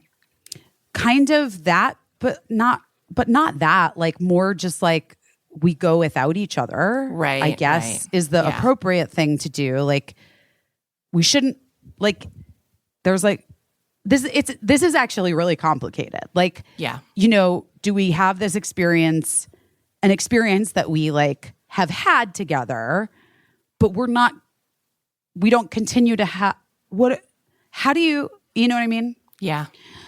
It's just like a little tricky, you know? Yeah. And so one of our good friends, Gail Simmons' husband, Jeremy. Yeah. Who, you know, they're also from Toronto, famously. Jer was like, had reached out to Mark and was like, I'm going to go to Broken, not Gail, because Gail's working or something this weekend. Like, I'm going to Broken Social Scene. I want to go on the second night. Do you want to come? Is it weird? And Mark had been talking to Kevin and he was like, oh my God, no fucking way. Best friend Jen just texted me. Wow. Guys, her ears were burning. I have to text right back. Yeah, of course. You gotta, because, you know, it's a new friendship. I have to cultivate this shit. Yes. And then she has to listen to like literally 3 hours of our podcast to hear me talk about her. So then Mark was like, okay, so why don't I'll go the second night with Jer and you can go the first night. And I was like, okay, sounds good. And then I was like, oh my God, who am I? And then I texted new best friend Jen and I was like, please tell me you're back in town, because she was in LA doing the L Word. Yeah. I'm like, please tell me you're back in town for Saturday night and you're coming with me to Broken Social Scene at Webster Hall for the 20-year, the 20-year anniversary of love, you know, of You've Forgotten People. And then her response was just like, if they play Lovers Spit, I will sob uncontrollably. And then I wrote back like, this is perfect. Like, this is like actually exact, because I was like, because when they play anthems of a 17-year-old girl, I am going to lose my shit, because it's like literally my favorite song of all time. So anywho, in order to sort of like try to make things whatever, I just was like, Jen and I were like just chatting about it, DMing or like texting leading up to it. And we were like, we need to like go out to dinner. We need to like dress up. Like we need to like make this a new experience. You know what I mean? For me. So we like decided to go to this like one of my favorite fucking restaurants here that I haven't been to literally since we moved here. I haven't been to Fort Charles. But I love it. And they have this like French dip sandwich, Casey. I swear to God. It's like everything you need in life. I love it. So fucking good. So anyway, we get a reservation at Fort Charles. We're like deciding to wear cute outfits. We're going to microdose. It's like all happening. We go and we have our martinis and we're laughing and telling stories and we're having the best time. And we go to the show and like Mark had texted me, because I don't even have, I'm like not, like Mark texts with Kevin. Like I don't have his number in my phone. You know what I mean? Yeah. But like Mark was like, Kevin says there's like a VIP section that you should go stand in, blah, blah, blah, blah, blah, in the balcony. So we go and like we were dancing and fucking having the time of our damn lives up there in our little area. And it was so fun. And their band also like, you know, I saw the Shins 20th anniversary thing. It is funny. Like, guys, we are old. You know what I mean? Like, it happened. Like, we are not the kids any longer. But we are not old like old people used to be old. We just aren't. We just aren't. And it's like true every time someone posts the like this is how old fucking Rue McClanahan was when she started. Like, I am Rue McClanahan. You know what I mean? And like, I am a vibrant, like, full of life. And so was she. But like the lens with which society like viewed her back then, it's just fucking different. And watching these guys who have been like all such like tight friends for so long, and like Feisty used to be Leslie Feist used to be in the band, and like they've had people from the band that have like come and they'll come back and they've gone, and then Amy from the band Stars, that I love the band. It's also a Toronto band, but they're like very close with Broken Social Scene. Guys, if you read my book, the very first quote in the book that starts the book is a quote from the band Stars, which is, when there's nothing left to burn, you have to set yourself on fire. So she came out and was doing like the girls, like the Feist parts for the whole set, which was like, already I'm in fucking heaven. You know what I mean? And Jen and I are dancing, and we were just like having our own experience. And it was different. It was different for me, but it was like fun and good, and I was having like a really great time. And then the show was almost over, and then Kevin came up to the center microphone, because he like plays keyboards, and then he comes out and sings lead, and then he goes back to like, he does whatever the song called. He plays guitar. They all play like a million instruments. It's like crazy talent, all those guys and guys and gals. I'm saying guys, but I mean the colloquial, the royal guys. I mean the band. Comes out, and then he's like, "Hey, listen, I gotta say this just before we like leave here. You know what? Actually, I don't even know if she showed up tonight, but like, is Busy Phillips here?" At Webster fucking Hall, like in front of thousands of people. Aww. And you guys, you know that I'm like the weirdest, and all fucking extroverts say this shit where they're like, I'm really an introvert. But like, I'm not an introvert, but I really am afraid of being in front of a ton of people. Right. Like, that is actually true. Yeah. I am an extrovert, but I have stage fright. Like, and I don't love like full-blown spotlight on me attention that I didn't know was about to happen. Do you know what I mean? Of course. So I was just like, also I'm on mushrooms and stoned and drunk on my martinis, but also having the greatest time of my life, and not too fucked up, I don't think. Anyway, maybe we'll see. No, I did see, because some people had recorded it. But anyway, and then he launches, and then I was like, oh my God, like screaming about it. And then Amy saw me and like pointed, and he was like, oh my God, she made it. Busy's here. And then he like goes into this like full fucking like, it felt like 5 minutes of my life. I'm sure it was 45 seconds. But he just like goes on this whole rant about how I had met them however many, like a million years ago at the Greek, like that I'm such like a supporter of indie music, and I'm a supporter of musicians and supporter of artists, but not just that, like I'm just a supporter of people.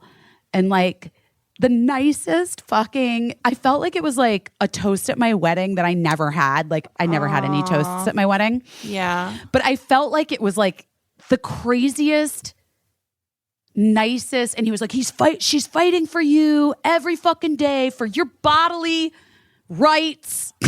I was like, oh my God, okay. Like, it was just so wild. Like, I couldn't. And he's like, so we all want to just dedicate this song to her because we know how much she loves it and what it means to her. And then they started playing anthems of a 17-year-old girl. And I like was like laugh, sob, crying, dancing. It was like amazing. And then Amy fucked it up because like they'd never even practiced it, I guess. Yeah. Like before sound check, like they didn't even have a sound check, or I don't know what, I couldn't really, whatever. I think that's what he said, but anyway, I could be wrong. But she kind of like messed up the lyrics or something. So then he was like, wait. And he's like, he's back behind the keyboards at this point. Yeah. And he comes back around and he's like, okay, let's just like, we're just going to start over. Okay. So it was like, is Busy Phillips here? And then, and we love Busy Phillips. And like does this whole thing like again. And then I was like, oh my God. And then they started again and they played it. And it was truly like, I can't even explain, surreal and like one of the best, weirdest fucking best moments of my life. And I had like a moment afterwards and I was just like, oh, should I text Mark, and tell him about it? Or is that weird? And then I did. I was like, it's not weird. Like, this is what we are doing, Like, we're friends. We're good. So I texted him and he was like, I can't believe I'm not there. And I was like, I know it is really fucking weird sometimes, but also it's okay. And he's like, I know, but still. I'm like, I know it's weird. He's like, all right, Birdie's already asking when you're coming home. I'm like, go fuck yourself. And then afterwards, like Jen and I hung out and then we like hung out with like said hi to Kevin and some other people. And oh my God, there was a guy there. Oh my God. After the show, who came up to me and was like, this is going to sound really weird. You're Busy Phillips, right? And I was like, yeah. And he's like, yeah, I used to live in your neighborhood. My friend was murdered in my house. And I was like, oh my God, you're the guy whose friend was murdered in his house. Do you remember the whole story? Did we talk about it on the podcast? Yeah. We did, right? I think so. A little bit. Yeah. Guys, years ago when Sam Pancake was still living in my guest house. So we were doing Busy Tonight, right? I think it was Weren't we? before. I think it was before right before, then. like the summer before. Maybe, yeah. Because it was like, I think it was 2019. Yeah, maybe. I didn't know him. He lived like around. He wasn't like an immediate neighbor. He lived like in the neighborhood. Yeah. But the murderer had come to my house earlier that night, and we were at, you won't believe it, Petty Cash. Right. Eating nachos. But Sam Pancake was home with his friend watching RuPaul's Drag Race and like jumped out of his bedroom window and like stopped the guy on the steps of my front walk and was like, what are you doing? Hey, let's go down. And anyway, Sam like gently ushered him out of my house and like shut the gate behind so that the guy couldn't get back up, and then gave him like a bottle of water. Right. And sent him on his way. And then he ended up brutally murdering. Well, brutally. Is there any other kind of murder, I guess? All murders are brutal. Yes. He ended up murdering a man who was staying in this guy's house in my neighborhood. And then they figured out who it was because of the DNA they collected from the water bottle that Sam Pancake gave him. Oh my gosh. And so Sam ended up having to testify.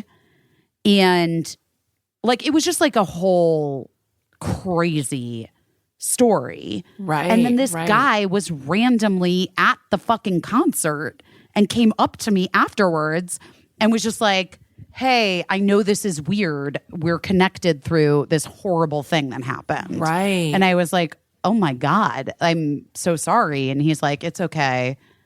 Yeah, it's wild. And I was like, what a weird thing. Also, I'm like, did he need to come up to me and tell me? You know what I mean?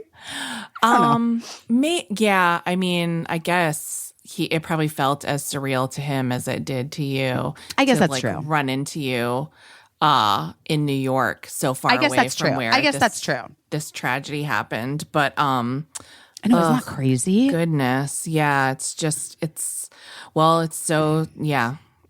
so strange. All in all, a surreal. The night was highs, lows, and literally everything in between. But I'm so glad you got a shout out from the band. And it was like a toast to you. And you deserve that. You deserve to be recognized. I just don't feel like, I mean, that's so nice, like, for you to even say that. And I appreciate it. And like, obviously the people listening to this podcast are like, yeah, fucking right on, because they listen to this fucking podcast. So obviously they feel that way about me. But like, it is hard. It's hard to like, I don't know. It's hard for me to feel that way about myself ever. And it's hard for me to like feel that other people see it. Other people who I admire and love and like have respected for years, and like their music has like gotten me through all the shit. You know what I mean? It just was like, it was very special. Well, I'm glad that you got that recognition. Like, it's nice to be recognized. It's nice to be recognized for the things that you do, even if you do them all without expectation of recognition or acknowledgement. It is just nice to have somebody else say like, hey, I see what you're doing and I see who you are and I dig it. And like, you deserve a round of applause for that. And a lot of people deserve that. And I'm glad you got that, because, I think it is something that you will remember, and like, maybe, I don't know, maybe you should write down on a piece of paper what he said. And next time you're feeling terrible, go back and read it or whatever, because it's just nice and it's true. He was just being honest. And then Mark went the next night and he got to see Meryl Streep and Tracy Ullman sing that song, right? Which then I was like, that's the button to the story, which is like, then like fucking Mark goes and he texts me from the show, and I'm with the kids and we were decorating for Halloween and it's so fun. I'm having a great time. And then he texts me like, Meryl Streep is here. And I'm like, that's weird. And I was like, maybe, I literally said, maybe she knows Kevin through Tracy Ullman, because he and Tracy, I know, have been like, I think they dated for a while. Okay. I don't think they still date, but like, I think they did. Anyway, when I found out that they got on stage and fucking sang that song, I was like, all right, get the fuck out of here. You know what? All right, you win. Whatever, oh my God. Mark. That's hilarious. I want to say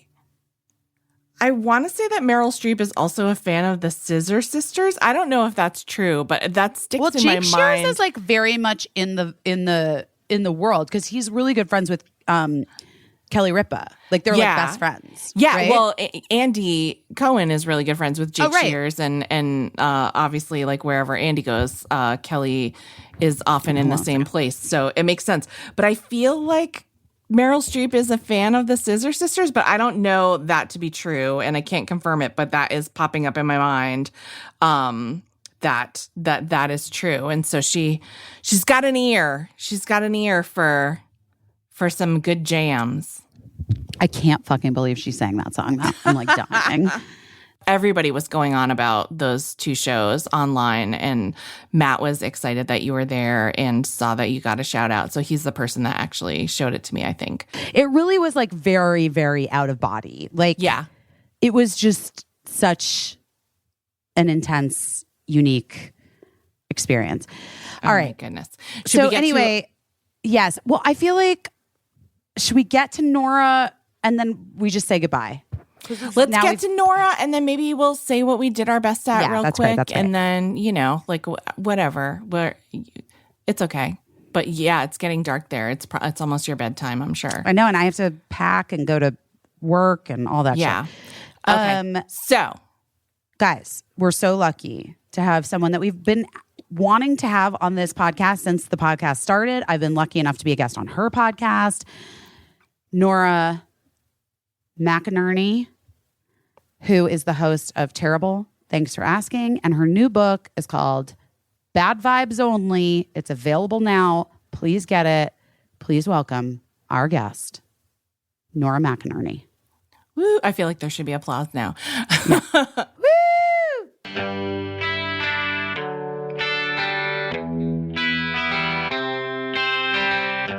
Foria, God, you guys, do we need to even talk about how amazing, mind-blowing sex you're going to have when you use Foria? I don't think so. I don't think we even need to do this ad because I think you must Foria is the greatest. Foria has changed how people experience sex and pleasure and orgasm with their awaken arousal oil and their sex oil. It is like a wave that you ride to ultimate pleasure. Yeah. We keep talking about how the holidays are coming. I mean, yeah, let's get those holidays coming, guys. Let's get them coming. Get yourself a gift. You know what I mean?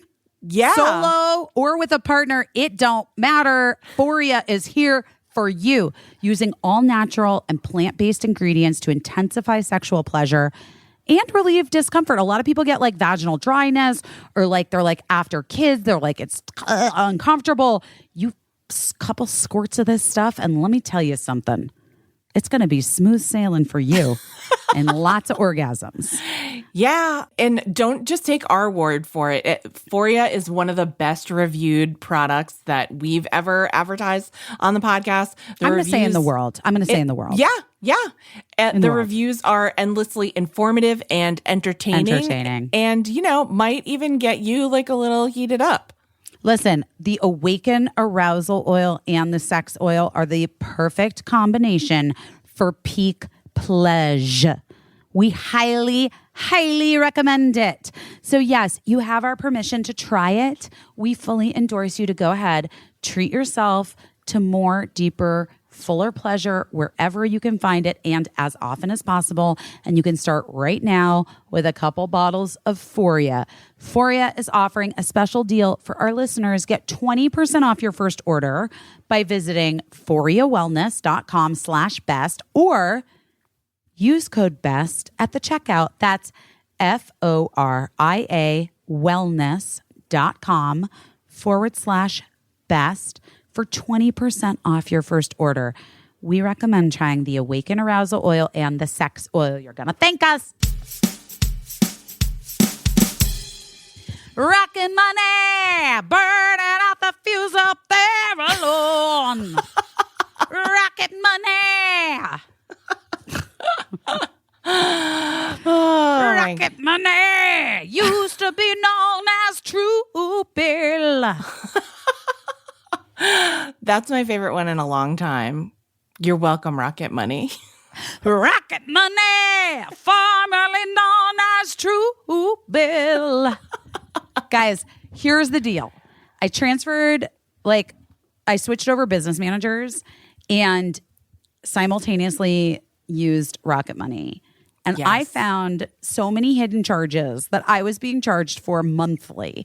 Things that were like literally bonkers. Subscriptions to, no joke, like preschool like counting apps that I had on some iPad from yesteryear that I was paying like $5.99 a month in perpetuity on. And Rocket Money was like, hey, actually, is this a thing that you still need to be paying for? Your children are legitimately in college.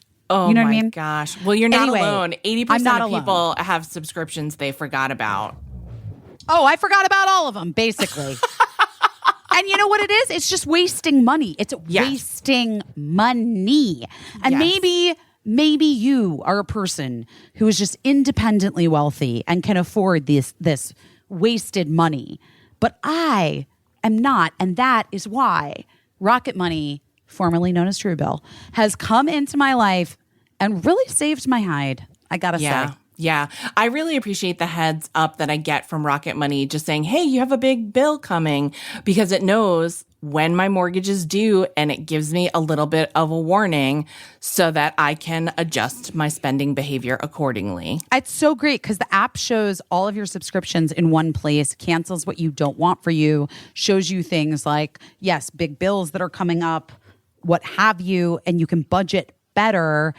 I mean, on the subscription note, Rocket Money can even find subscriptions you didn't know you were still paying for, like me. And help you cancel them just with like the push of a button. Right, because sometimes it's so hard to cancel them. I mean, honestly, they try to make it difficult on purpose, you know? I highly recommend Rocket Money. Cancel unnecessary subscriptions with Rocket Money today. Guys, go to rocketmoney.com/best. Seriously, it could save you hundreds per year or thousands if you're me.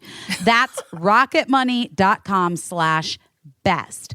Get rid of useless subscriptions with Rocket Money right now. Go to rocketmoney.com/best. Hi, Nora. Hold Okay. on. Will it using my little headphones? Oh, I didn't plug them in. Hold on. Okay, now. Can you hear me now? Yes. There we go. That's great. That's great. We did it. We did Three it. women in STEM. Here we go. We really did it. We really did it. Professional podcasters all. only been doing this for 6 years. Only been using Zoom for 3. Yeah. So fuck every single time. It's true though. It's like every time, same. Like I Same. break into a sweat. Like my heart rate is like.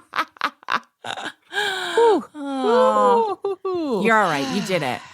We did it. Nora, Oh, busy. It's so good to see your face. it's so good to see your face. And you know Casey. I know Casey. We've known each other a long time. My friend Gigi I works imagine. with Nora.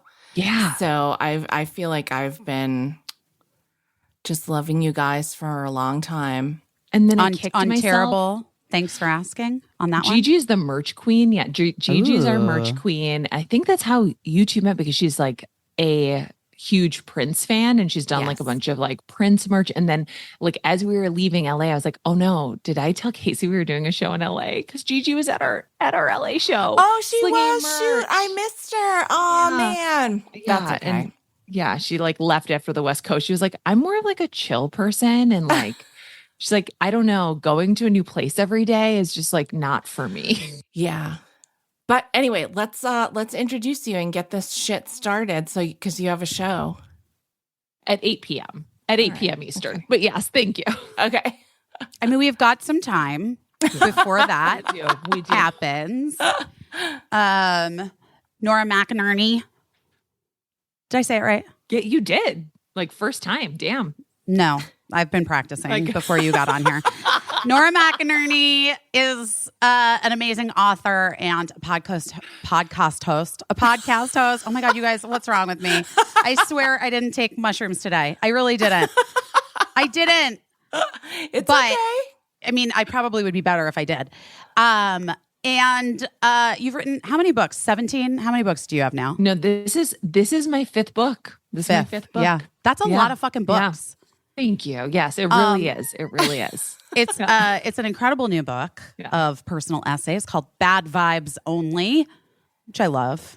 I love the book. And Biz, you've been on Nora's podcast. Terrible. Thanks for asking. I Yes. have. Yes. I loved being on your show. And in fact, when we started our podcast, one of my friends who's a real podcast aficionado Yeah.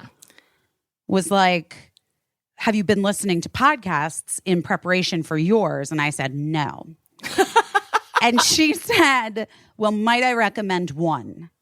Terrible. Thanks for asking. So it was literally the only podcast that was recommended to me before I started mine. I didn't listen to it until after, but I respect that. I do. when do. I was going to be on it. I listened to it when I was going to be on it. Yeah. I appreciate that. And not Yeah. my episode before. Yeah.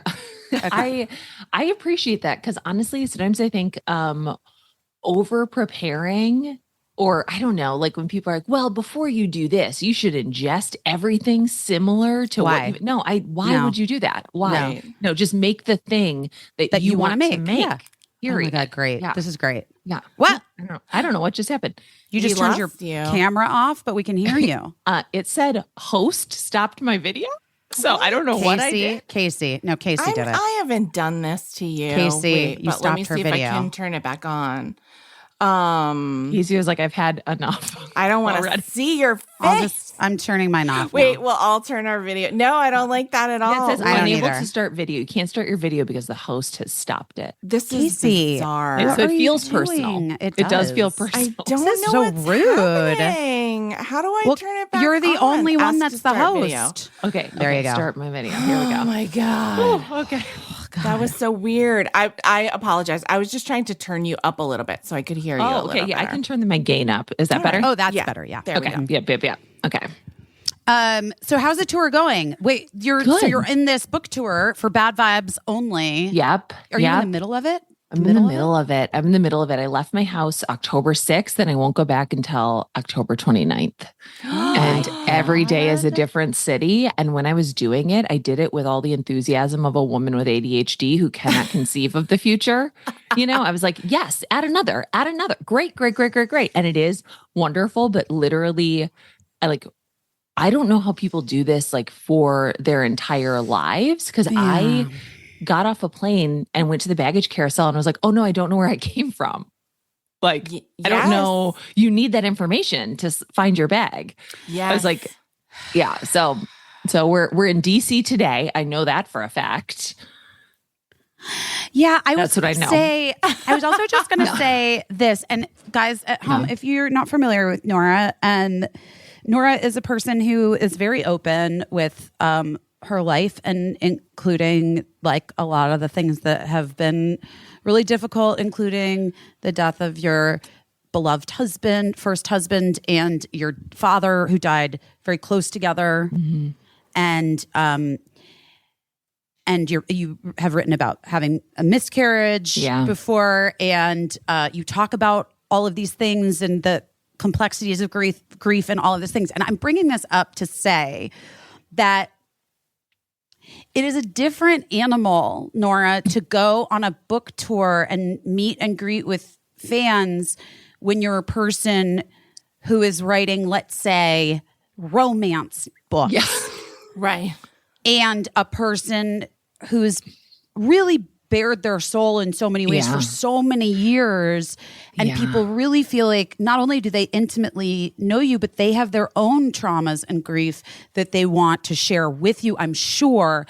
And I know that it must be at times like emotionally really overwhelming. How do you kind of like deal with it? Oh, very not well. Yeah. Not well. I will say, Great. 7 Same. years in, I think better than I did before.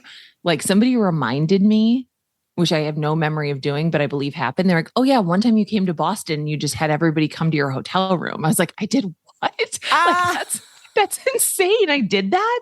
Like, I mean, I would like give people my personal phone number. I would like, I don't know. I think I do better at it now than I did before.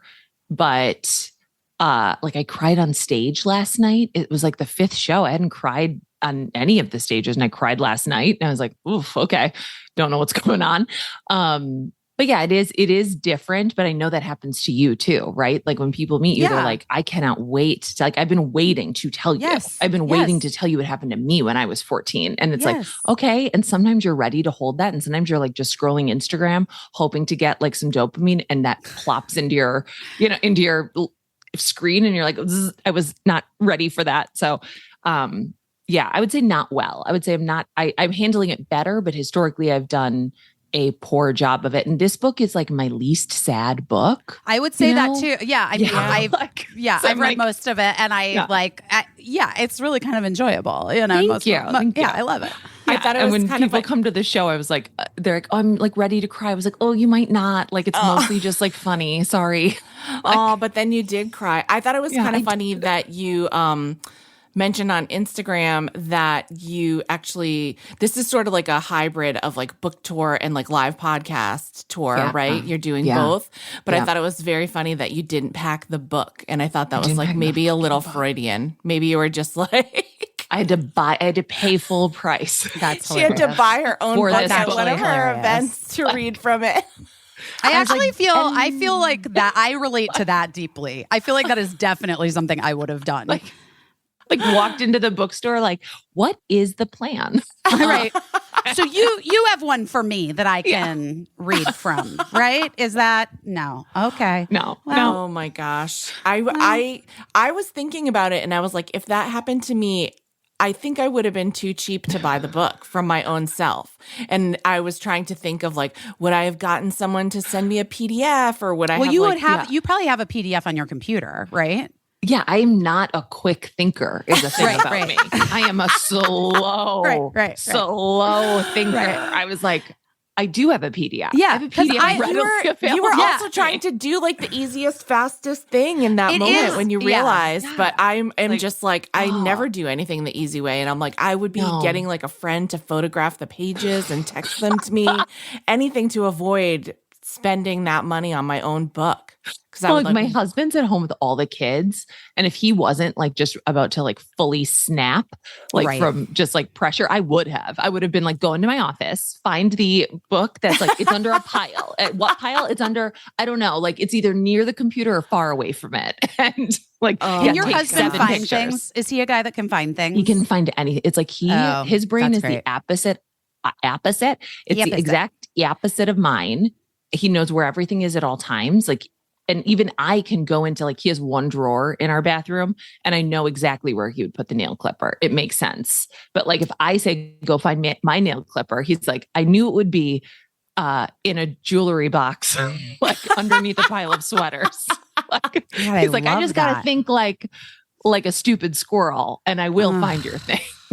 Like, I am a little bit of stupid squirrel too. I mean, it's the ADD, I guess, right? It's the ADHD. I think it is. It is. Did It's you like, get your this made Are you on sense. Adderall? Are you on Vyvanse? I am on Adderall. Did I you am have on you Adderall. have you experienced the shortage?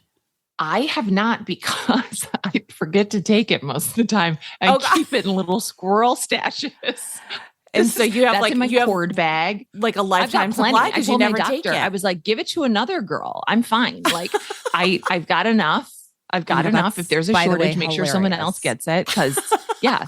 And I even like put it in like a little pill dish by my computer with like a note that says take me. I'm like, maybe it was from yesterday though. Like maybe I already took it today. So. I had to, my game changer was just literally the like old school Monday through Friday pill box. Right. If I don't have that, I Yeah. don't know if I've taken it or not taken it. It Busy, has do you to remember go in that box. when you first got on the medication? Yes. And I was like, I was trying to explain to Busy how, like, from my perspective, it has worked in my family. And so I was like, you need the Monday, Tuesday, Wednesday, Thursday, just like the fun underwear, but for pills. Yeah, I'm going to do that. And then also you need to like portion out like maybe 2 pills and keep it in like a little something In your car. purse or your Or in your car purse. so that Yeah. you have it. If you forgot to take it back at your house, you have a little Yeah. something. But Yeah. you can see how like dividing it up like that when you have, you know, you can get into squirrel territory. Into squirrel territory. Yeah. Yeah. Which, Busy, when you said like you were less depressed once you got on, Yeah. I was like, oh, no shit. And I had a doctor say that to me. He was like, well, yeah, like you don't hate yourself as Right. much when you're Right. like operating. Yeah. When The your way that- executive functions are working the way that Yeah. normal, like people, not normal, but you know, But you know, whatever the word, Well, whatever the new word for I guess, normal yeah, is. Okay. typical. typical. Like, they just mean normal. They just mean normal. Just- know, just I a know. euphemism. I don't mind it. I mean, my brain is not normal. Let's be real. It's not. It's not. And it's a So- strength in a lot of ways. And Yeah, also in a for lot of ways, I'm like, sure. oh, no wonder so many people hated me. Right. Like, Oh God. I was going to ask you, you said it's a strength in a lot of ways. Is there anything about having ADD or ADHD? And like, sometimes I wonder if I'm undiagnosed, like ADD, not ADHD certainly, but ADD, just from the amount of like beverages on my bedside table, like just that I feel like is like, tells that's me- the biggest joke in my household, is that I was like the M. Night Shyamalan movie Signs. I don't know if you guys Yes. remember that movie where it was like there was some like weirdo plot point of like cups of water all over the house. Yeah, like the little girl kid was like leaving all Yeah. that. And I am that little girl, and there are cups of like full cups of water in every room on every surface all the time. Not so much Yes. anymore, but yeah. Cups are Yeah. like a big Sipped. thing. Yeah. And cup denial is a huge thing too. not Everyone my in my cup. house is like that. I did not leave those 7 cups there. When we moved to the West Coast, my husband, my younger son, and myself, and my older son stayed on the East Coast, and he stayed in like our family home for a while until my friend Heather, who's like an adult person who works in politics moved in, and it was the funniest sitcom ever, like an adult Oh, that's so cute. lady in politics and my 19-year-old son living in our house. But one time he called and he was like, I need to talk to Lincoln because I owe him an apology. And I was like, what do you mean? And he was like, because I'm alone in this house, and now I know I'm the one with all the cups, and he was policing my cup usage, and I was denying it the whole time, but now I can't deny it. I can't blame it on anyone else, and I owe him an apology for every time I was like, those aren't my cups. Those are his You're cups. gaslighting Lincoln? Who would do that to Lincoln? Poor guy. brother. But His brother. Yeah, exactly. But I honestly think like he didn't know until there was no other, you know what I mean? Like, this is also a kid where I'd be like, did you get the mail today? Because like the mail never came. And like, he'd be like, no, I never got the mail. I never looked in the mailbox. And then I would like find the mail in his like upper bunk of his bunk bed or something. And he was like doing a helpful thing. It's a lot. But what I was going to ask is like, what do you guys like about having ADD? Is there anything likable about it to you? I'm an ideas girl. Okay. I will start anything. Like if today you were like, we need like 15 marketing ideas for the podcast, like call me. I will be able to crank them all out. Yeah. Like, well, I won't follow through on any of it, but I will, like, I will get anything started. I can start anything. Me too. I really can. I often think like if someone had the foresight to like come to me with a team and like money, and I could just like tell them all the things and they could go do all the things, like it would be very successful. And we're sitting on $1 billion ideas here. Okay? Yeah, that's what I'm saying. Like, first of all, Casey, on our podcast alone, when I'm like in a zone, in a spiral, whatever, it's not really an upward spiral, a tornado.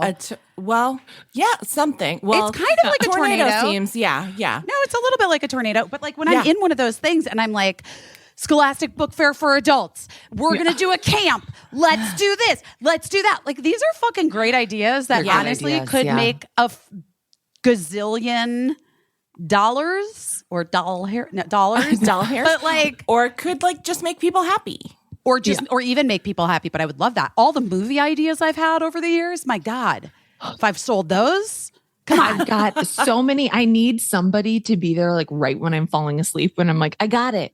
Like, no, I know what it is. I've got several crazy folders on my computer and on my phone that are like ideas. And sometimes the sentences, I can go back and they will make sense. And sometimes I'm like, what the fuck? Yeah. Nora, famously, I told this story on the podcast that like I do keep a notebook, but because sometimes I'll be so sleepy, I can't even open my phone and the notes app so I do keep a notebook by my bed. And one night, just as I was about to fall asleep, I wrote down the most brilliant idea that I ever had and went to sleep with like the most peace I've ever felt in my life, that I had an idea that was going to change the world in the morning. And when I woke up in the morning and read it, it said nut restaurant. That was my big... I don't even know. What does that even mean, though? I don't know. Maybe if we figured it out. Was it for just squirrels? an allergen full restaurant? Just a nut restaurant. Yeah. Fuck your allergies. Fuck the fact that you only eat 4 nuts at a time and it costs about maybe 4 cents for those 4 nuts. But other than that, it's a great business idea that I had right before I fell asleep one night. Just nuts. How do you write? Are you like you're obviously a prolific writer though. 5 books is not it's no small feat. Yeah. I mean, well, 3 of them were about myself. Okay. Well, to be fair, I get that. Yeah. But yeah, I don't know. I've just been writing since I figured out how to write, even with a pencil. I've just been like writing, keeping journals, keeping like extensive journals, writing down thoughts, writing down sentences. writing down a sentence that I know will start a chapter of something someday, but I don't know what it is, collecting titles for things. And so, yeah, I just kind of am always doing it. And then I don't know what it will be until it becomes something. And I mean, before it was like books, it was just like a bunch of shitty blogs all over the internet that only I read. So, you know, where I was like, you know, who needs to know how I feel about leggings? Me. And if my mom clicks this link, maybe she will know too. She will know too. Oh my gosh. I was early on to the take that they are pants. I was early on like, yeah, they're pants. Yeah, they're Interesting. Pants. They're how do you pants. feel? They're How pants. did you feel about stirrup leggings though? Okay, Casey, this is a loaded topic. Always too tall for them. Always too tall. Yeah. Always too tall for Same. them. Like it was like if they were going to properly hook under my foot, my butt crack was going to be out. Yeah. And they just pull down and then your crotch is low. It's not good. It's not good for a not tall good. lady. And you're petite, Casey. You're petite. I know. Yeah. That's your petite privilege showing right there. Okay. I've always had those baby legs, but even I had some stirrup leggings that I had to cut the stirrups on. And I was like, what the fuck is this? This is a bit that they're doing on us, you know? Yeah. Or maybe I was just buying cheap stirrup leggings. I don't know. But I wanted them so bad. Really? I wanted them so bad. Oh, man. They seemed so cool. Yeah. I have seen people trying to bring them back, like, you know, floating a test balloon for stirrup leggings. And I'm like, no, we can't do that to ourselves. Not again. everything can come back. No. Not everything can come back. No. They're trying now. No. They're They really are. trying. They really are. They love to They try really it. are. But I like saw a that- girl in Seattle, like a 16-year-old. Okay. Wearing like the lowest. It was like for a moment I was in 1999, the lowest jeans I've ever seen. I've seen 'em. lowest, like I've seen 'em little, here. like with like when the little bit of like zipper almost is like crotch showing. 3 teeth long. Yeah. Like it's just like just the shortest Just zipper. a button. Just Yeah. a button. A button. Like, yeah. I was like, oh my God. with like a little ringer tee. I was like, damn. Oh, it is the Yeah. 90s. I feel like those Yeah. jeans are so discriminatory to people with high butt cracks. They really are. They You know really what I are. mean? Not Like, everyone if could you wear have them. If you have a long butt, then It's not happening. it's unfair. I just couldn't. It's just not for my body shape. Yeah. Yeah. It had nothing to do with my butt crack. It's a relatively normal size butt crack, but I got the hips and the dips and like, it's just never been for me. It's never been gonna for be her. you. And it's Yeah. never going to be for her. And Yeah. even on Girls 5 Evo, when we're doing the flashbacks, they're like, no low-rise jeans for busy. You know what I mean? They're just like, we're going to pretend like this is a jean you could have worn then. Even if it's not.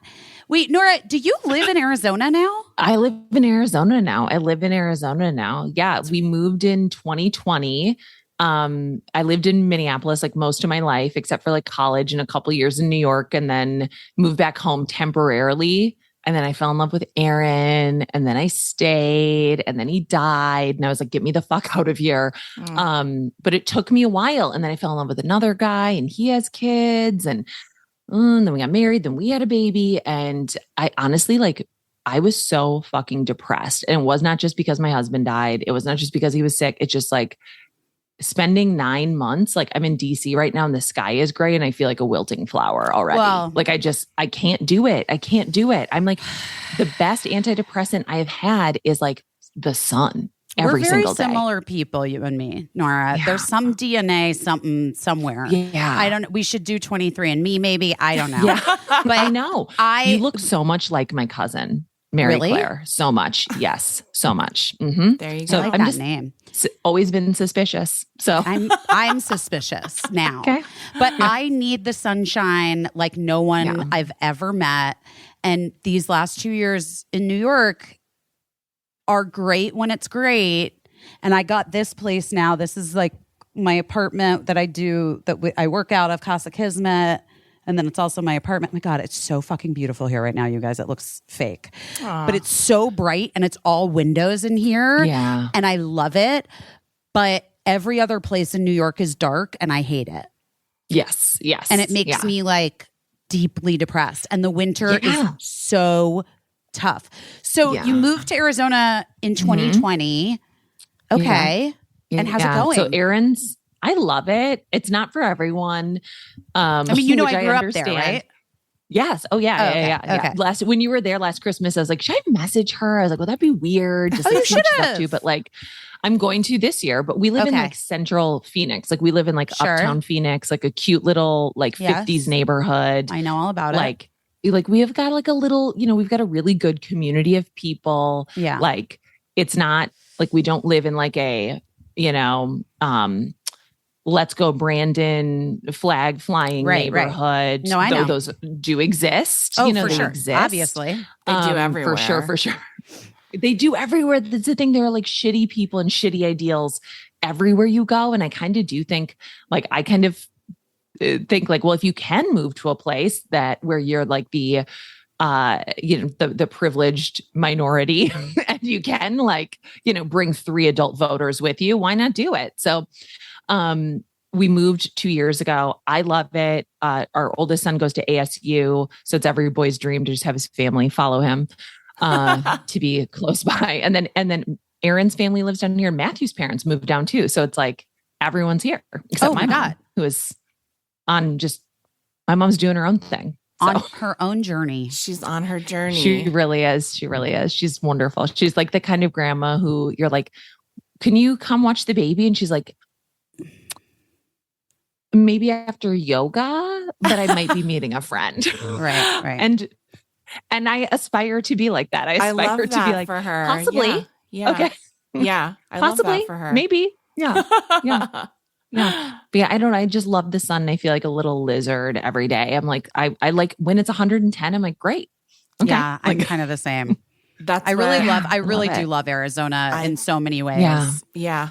And it's it is like a struggle for me because the politics have always been at odds with who I am. And then to see, what's so wild to me about Arizona is that there is such a push to turn it more like in line with what the will of the majority of people who live there are. But that let's go Brandon, like the white supremacy, like old school fucking Arizonians are just hell bent on upholding nonsense. And it is nonsense. They are full of fucking nonsense. Yeah. That lady is it's borderline literally insane. Carrie Lake is insane. I remember her on the news. Bonkers. Yeah.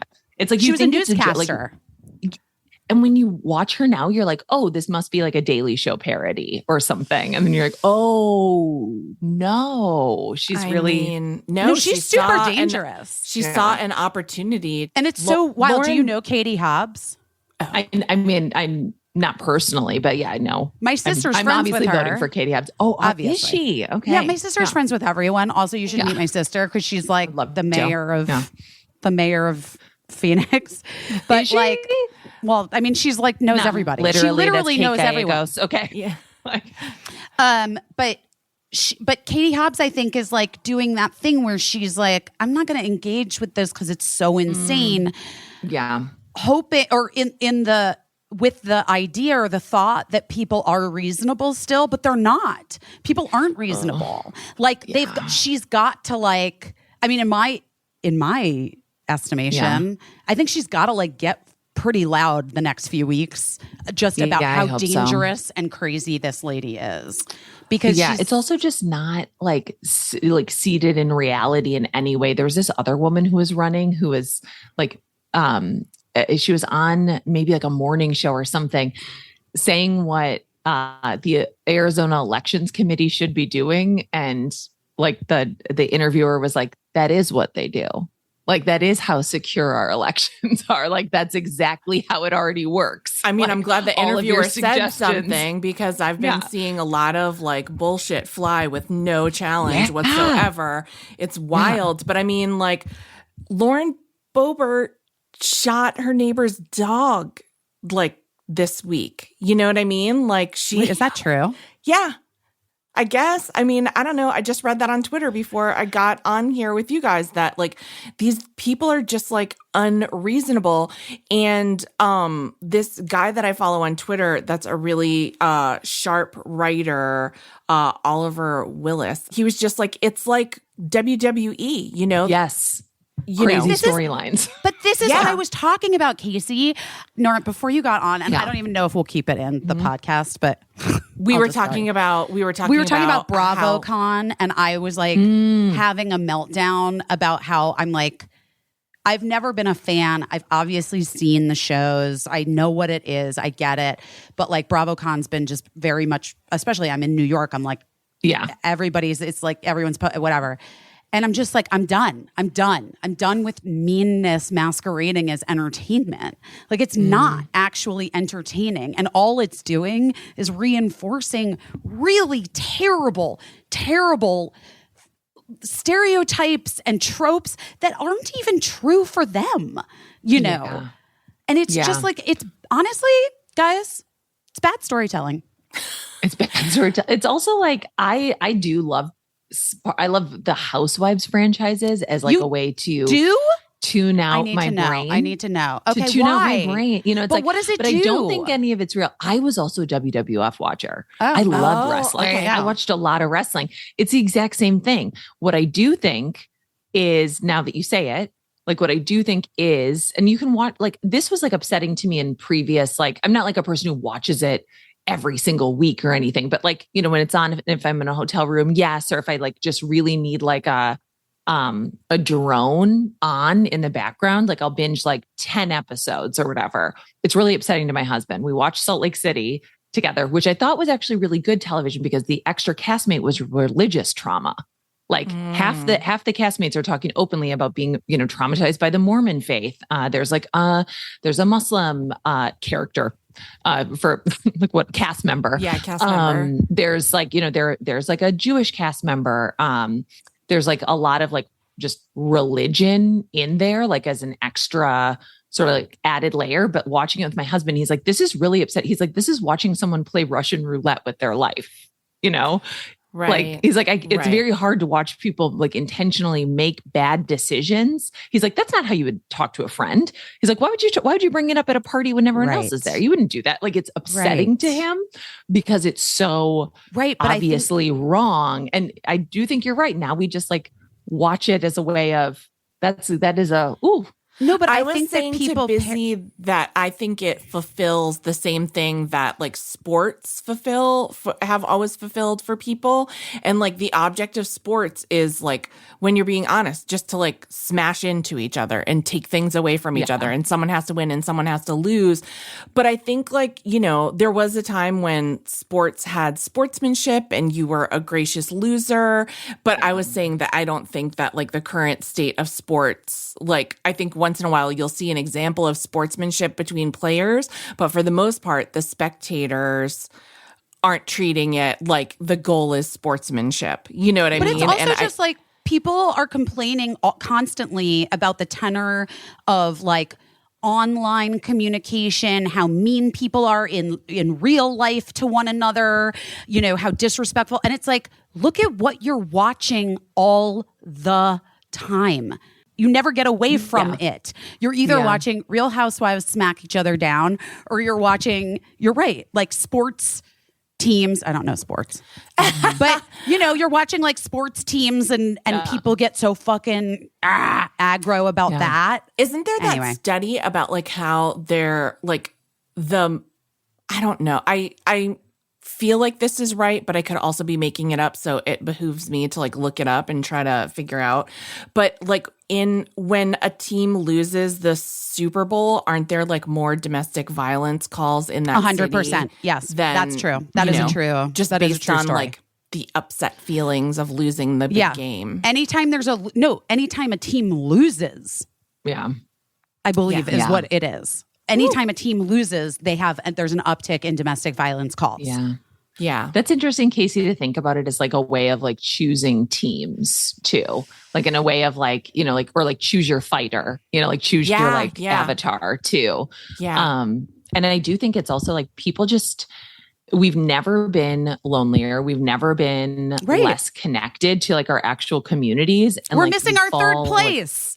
Yeah. Or even our second place, because if we don't have like real essential jobs that require us to be at a school or at a hospital. Like we're just fucking sitting at home all the time, and our worlds have shrunken down and down and down. And like, where can you put that frustration? You can shit on someone on Instagram or on Twitter, or, you know, like you can, choose your favorite housewife and watch her act out like all of your infantile fantasies, because you're not allowed to lose your shit that way, but she can, because she's at least getting paid to. Interesting. Guys, I think we fixed it. Well, what's interesting about the housewives is that, like, well, for one thing, it's like a really visible platform for women who, like, whether they are interested in being performers or business women, it's a really highly visible platform that some women have used to launch successful careers off of. But also, like, sometimes, like, I think we can all acknowledge that sometimes housewives are also launching businesses that like never really come to fruition, and you have to wonder, like, what, I don't know. And was it just for something to, well, She by Sheree is a good example of like, you took it out of my head. What is that? What is that? Pulled it out of my head. What is that? What are you guys saying? Wow. What is that? That's like season 1 of Real Housewives of Atlanta. Sheree Whitfield like had a fashion line, She by Sheree, that was constantly on the verge of launching. And I think like, I mean, all through my time there, She by Sheree was always like, that was like the phrase that you used all the time, because it was just this like thing that never launched, but she was always so busy working on it. And I think like what's come out, like sweatshirts, it's been like 20 years. And like I think like a sweatshirt came out or something. No shade, it's hard to like launch a fashion line. It's hard. But I'm also like, and honestly, she could have used me and Busy for the ideas through her, and she could have called. I don't know. I'm just saying, you guys, all three of us have successfully put sweatshirts out. That's true. It's true. It's true. Yeah. I also think like, I don't know. It's so terrible to be a person now.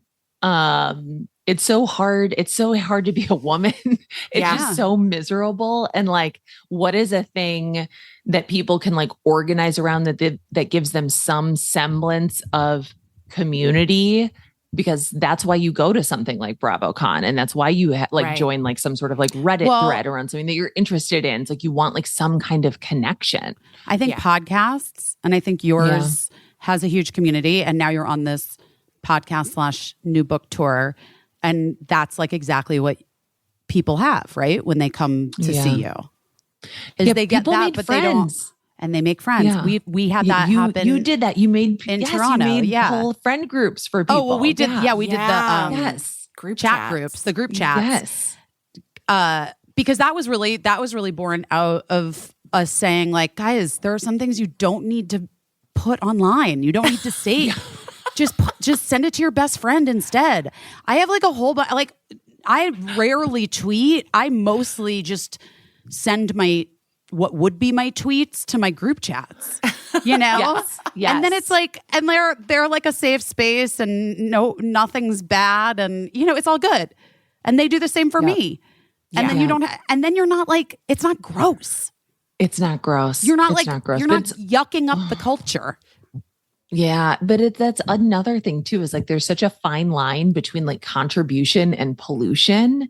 And I think about that all the time. I'm like, at what point, I like that. Like, why am I putting this up? You know what I mean? Like, why am I doing that? Why am I like on this? Like, why am I ill? Like, I left Twitter, I think 1.5 years ago. I was like, I am mentally iller in this space. 100%. Just activated every horrible part of my psyche all at once. I was like, I can't be there. I like literally have to take away the stimulus completely. Because I was such like an early internet adopter and like such an extremely online person that I just like, I don't know. It's a weird kind of person to be. And like you were mentioning, Birdie like doesn't post anything, right? Like, which I think is so cool. Our oldest kid has never posted anything on the internet. Girls are obsessed with him because they can't find anything about him. He doesn't exist. You know what I mean? Like he's just, I'm like at some point, like, is the pendulum going to just swing that way where like I think so. privacy and secrecy is going to be like a it's premium. a commodity. Yeah, it is. Yeah. It is a commodity. Oh and my like God. at the we'll all same be paying time, for it. We'll all be paying to be more. I'll be like, wipe it. Yeah. Well, I was just going to say, but at the same time, like I'm happy to pay the price of doing so much of what I do publicly because I have been able to see the community that it builds in a positive way as opposed to the other. And like I think I look at you as so much the same thing, you know, like think about like hot, what was it called? Hot dead hot wives, hot ladies with dead guys. What was it called? That's Hot Widows. That's better. Hot Young Widows Club. Yeah. Hot Young Widows Club. Yeah. That you started obviously out of the deepest grief imaginable. Yeah. And so many people were like, this is it. This is what I feel. Yeah. This is me. I see myself. I see myself. I needed this. I needed someone to recognize that this is who I am. So it is, there's validity to it as well, but like, and greatness to like building communities. There really is. There really is. I just think anything that is online or, you know, I don't know, just or in the atmosphere, right, is almost like designed to elicit like these huge reactions from us. So like that's why people like Housewives. That's why people like get addicted to politics or Twitter or whatever it is. Yes. Yeah. And like most of like everything I would say is like kind of like a net neutral at best, right? Like most things are just like fine. Right? Like most people are on the internet just like making friends or like connecting about something. And like, I do have to believe like in order to like, you know, just stay alive, like I have to believe that the majority of people that you even cross paths with don't want to live in a culture or a country where other people are suffering, you know what I mean? Or even if that's like what they're saying online or the kind of people they're voting for, I think if you presented it to them, if you asked them, like, do you think women who have babies, or do you think women who have babies should have time to like rest and recuperate and take care of themselves and their children? They'd probably be like, oh yeah. You know, like, do you think that you should have cancer and go bankrupt and lose your whole house? No, of course not. Of course not. But everything has just been charged up to be like, you're a fucking socialist. And like, yes, I am. But but like same. But also I think that people are tricked by people get tricked by this idea that because they experienced something or went through it, that means that others need to as well, even if there's a better way. Yeah. You know? And that's the part where I'm like, I don't get that. That's what I don't get it. No, I paid off our medical debt because there was an online fundraiser. Like, most humiliating part of my life probably was to be like, so not only did my husband die, but like, we don't have any money, like help me. And I would never, ever, ever begrudge anybody getting their medical debt canceled. No, cancel all of it. All of it. Every hospital system is rich as hell. Who cares? Right. Like, it's all fake. Your Tylenol should not be $35. We have to get over the, like, you know, I think people associate this with like boomer parents being like, well, if it was good enough for me, it's good enough for them. And like, we have to say like, what was good enough for me has to be better for them. You know, we have to get over this, like that we're somehow being held back by two things that don't have anything to do with one another. Well, a lot of people, like, I think haven't wanted better for their own kids. I've heard people say like, that's how I was raised. And so that's how they're going to be raised. And, you know, and I just like, that's so wild to me. But to be fair, I think a lot of people want better for their own kids, but then we have to want better for everyone's kids or like, not, you know, just the next generation. Like, and so does that make me progressive because I want progress? I guess so. Guilty. You know, like she said it. She went there. Okay. Isn't it crazy though? Like you just, and I'm sure people listening, like, it's just so reasonable. You know what I mean? There's no, it doesn't even sound, it's like, it's not wild. It's not what you just said, Casey, is like literally the most logical, reasonable thing to say. And somehow we've like, we've all like, people have just been tricked. Yeah. It's a lot of trickery. I think there's a lot of trickery about afoot. And it's there really is. Like trickery. It's selective trickery.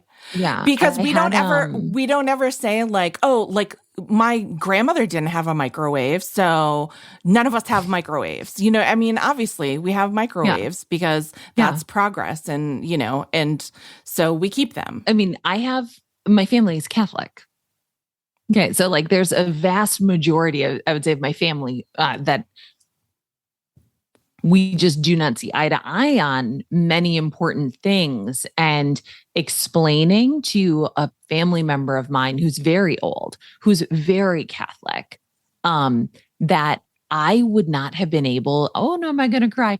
I would not have been able to be there for his little brother's death, my dad, if I would not have had access to what is considered an abortion for a baby that died inside me and could have also killed me. Right. Like explaining to that man, like, do you love me? Are you glad I'm alive?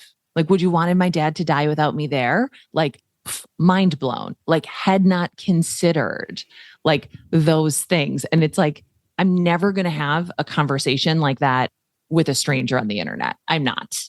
So like that is my responsibility to have that conversation with a person who I know loves and respects me, even though I'm sure behind my back they've called me like a liberal communist feminist slut, but like, you know, but notwithstanding, okay, right? Just kidding. He would never say slut. He is a very good. I was going to say, I was like, I'm not. I bet not that. No.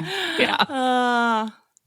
Oh my gosh. But like, yeah, I don't know. It's like, I just, you know, I don't think that he thinks like, oh, I want to ruin women's lives and I don't respect them. Like, I just think like they just can't contextualize like.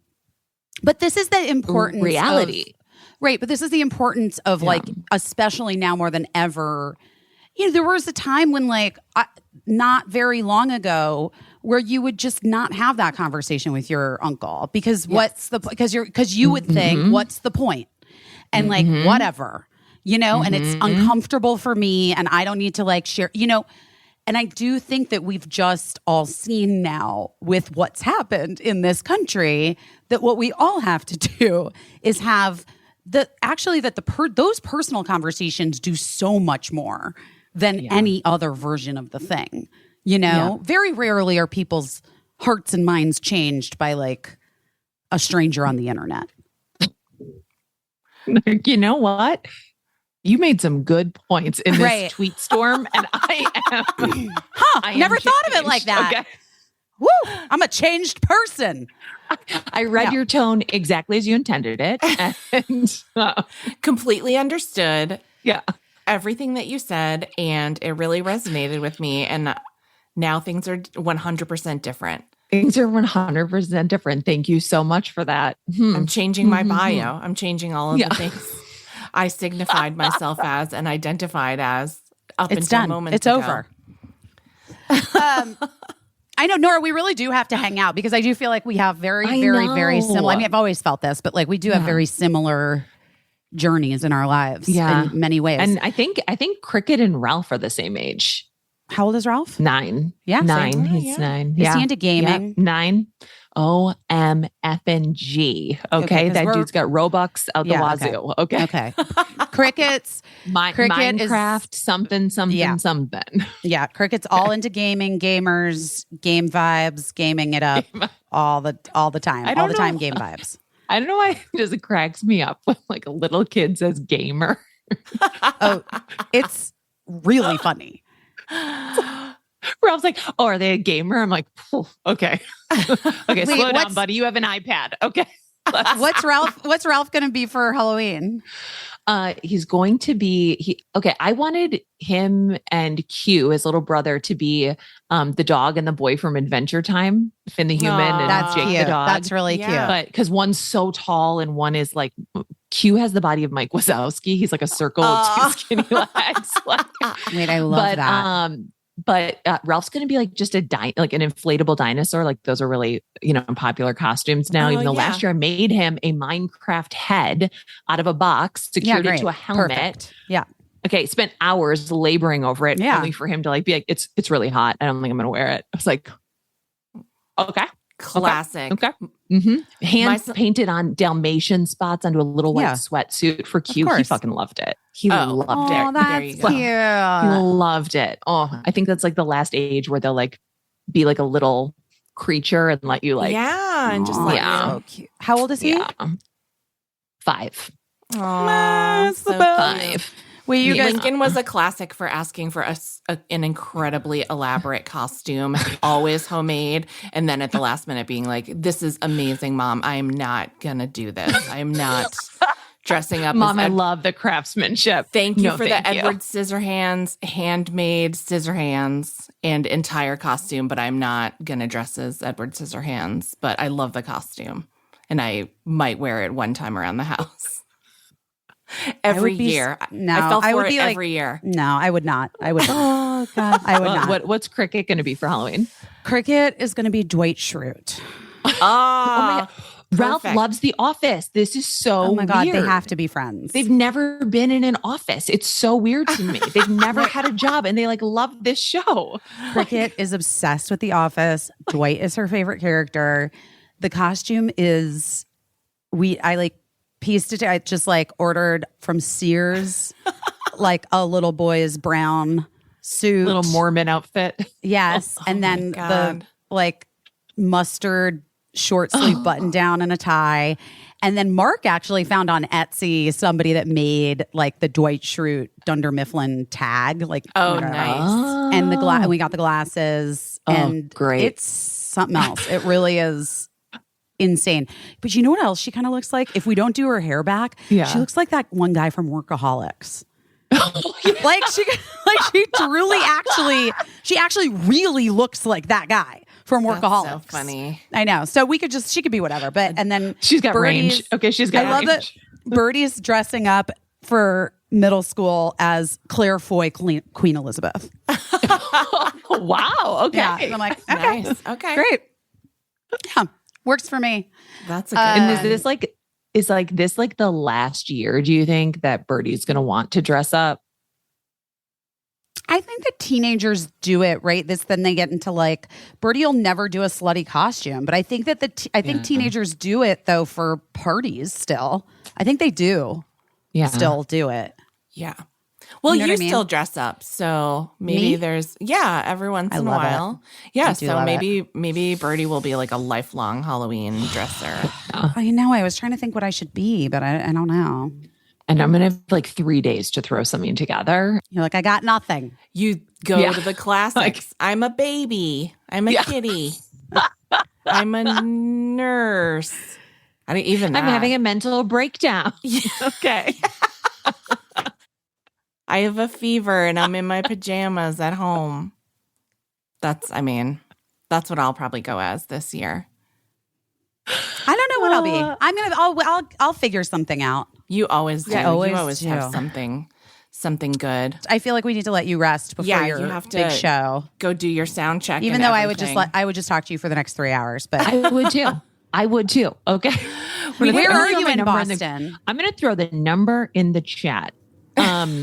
Sorry, where am I in Boston? No, like where are you at tonight? Like where are you performing? Or tonight whatever? I'm in DC at the Lincoln Theater. Why did I just Because I'm going to Boston tomorrow. So I think I did say Boston. That's weird. Yeah, I'm in DC tonight at the Lincoln, Boston at the Wilbur, and then Toronto at the Great Hall. Then I'm in Milwaukee at a bookstore. Then I'm in Chicago at some place. And then I'm in St. Paul, Minnesota at the Fitzgerald. And then a bunch of bookstores on the East Coast. So amazing. Don't you love the Fitz? Isn't the Fitz just such a beautiful place? It's so beautiful. I love it. Beautiful. We didn't specifically ask Nora about a pivot in her life, but I think that was pretty apparent just from like your whole life has been a pivot and the way that been a pivot. the way that Everything's you've been a pivot. handled everything has been how you've handled it. And like it's made this beautiful life for you. And you're so generous to share all of it with everyone. Yeah. And so we Thank you. We so appreciate that you came and spent a little time with us. Nora's new book is called Bad Vibes Only. It's out now. You can hopefully go see her if she's coming to your town or near to your town. But if not, definitely get the book, at least. Feel extremely pressured to buy this book. Yes. Wait, you should. Guys, you should definitely be pressured. Also, I just want to say this. I've read it on my last few airplanes. It's a great plane book. I love it on the airplane. Thank you. Some books are not good for an airplane. This is a great airplane book. Some books are not. Some books are not. I just love your podcast. So thank you for having me on. I listen to it all the time. And I sobbed. Now I can't remember your guest name, but who had just had a baby. And Liz Jenkins. Busy thinking about you bringing your tiny baby to work and being like, I'll just buy her all these toys and we'll just hire someone to watch the baby and I'll work and it'll all be fine. I'll just spend my things. Don't worry about me. I love this. Tape my body back together. It's fine. Yeah. Bananas. It's so bananas. It's so bananas. You just do stuff when you're in it though. Just man. I'm sorry for giving you all the Minnesota goodbye, but those are my roots. I love it. We love it. I were at your house, I'd follow you to the car. I actually I'm the same. So yeah, we're the same. We Casey. love it and we love you. And I'm so happy you are able to spend some time with us. Everybody should buy the book. Everybody should follow Nora on Instagram. She's so fun to follow on Instagram and listen to her podcast, Terrible. Thanks for asking. And we just love you. And I'm so glad we finally got to have you. I know, me too. We Thank you guys. You're the best. You truly are. Have a good show tonight. Mwah. Bye. Talk to you soon. I don't know how to get out of Zoom. Son of a gun. I don't know how to do this. Someone's got to kick me out. You just have to leave. Bye. Oh my. Casey, just turn her camera off again. She did it. Nora's so great. She's great. I love her so much. She's really great. I really do feel like we're separated at birth or something. Yes, 100%. And I know her because of the Minneapolis connection. I love her so much, and she's so generous in sharing everything. So if you're not familiar with Nora, now you are, and you should check out everything she does because it's all great. Okay, tell me what you're doing your best at this week. What am I doing my best at this week? This is a good question. I am doing my best at, drawing boundaries, I guess. I've said to myself a number of times, if this person ever calls me to work on something again, it's always too much chaos and it's always very frustrating or whatever. And so I'm going to say no next time they call. And then I never do. Of course. I know you.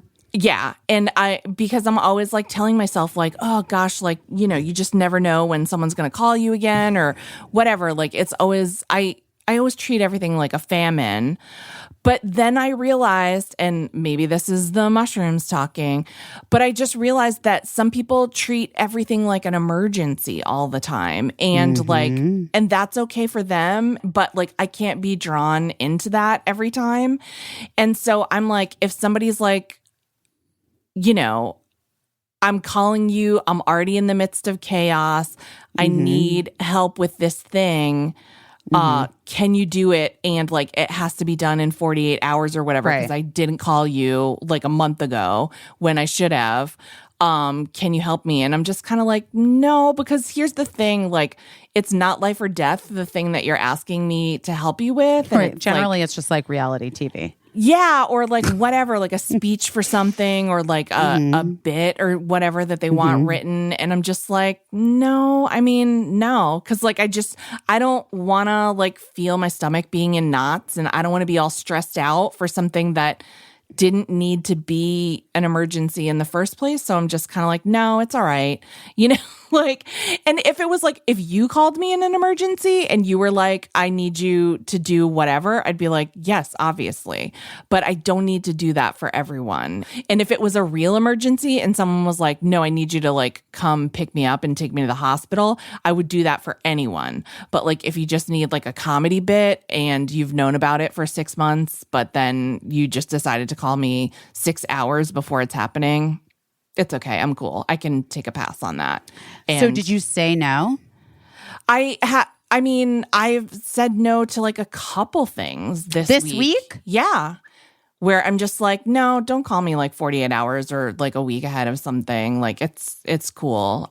So that's good. And I think like no hard feelings or whatever, but it's just like, if it wasn't important enough to you to like, you know, secure my participation, then it's not important now, you know? And so I just like, yeah, I'm not buying into the emergency hype. So I guess that's what I'm doing my best at. Not buying into the emergency hype. Can I be honest with you? I think that is like such a good thing to be doing your best at, because I feel like we all get fucking sucked into emergency hype. And like, until you actually just like put a name to it, I didn't even realize how much of our lives is spent with fucking emergency hype bullshit. Yeah. And I mean, especially when you have a family and kids, and like kids especially, like they don't have that ability to like plan ahead for like a school project or like I need, you know. Sure. Well, that's, I mean, there are, let's be real, there are emergencies. Like, right. There are. And you're going to have to deal with those. Right. But then because of like the culture that we're in right now, because of our constant contact with one another, because of our fucking devices in the palms of our hands. Right.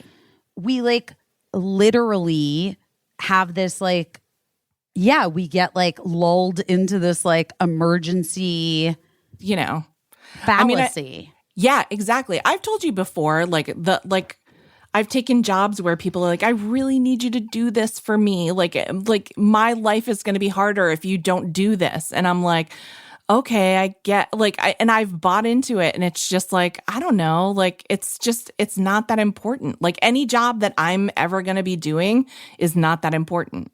It could be done by someone else. It could be done not at all. It could, you know, like when you're just talking about like, whatever, like make 'em ups and jokes or whatever. It's never life and death. It's just make 'em ups.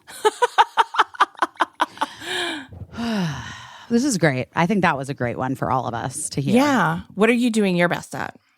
I mean, just like owning my shit. Moving through it. I'm trying to like just do my best at like going easy on myself, you know? Yeah.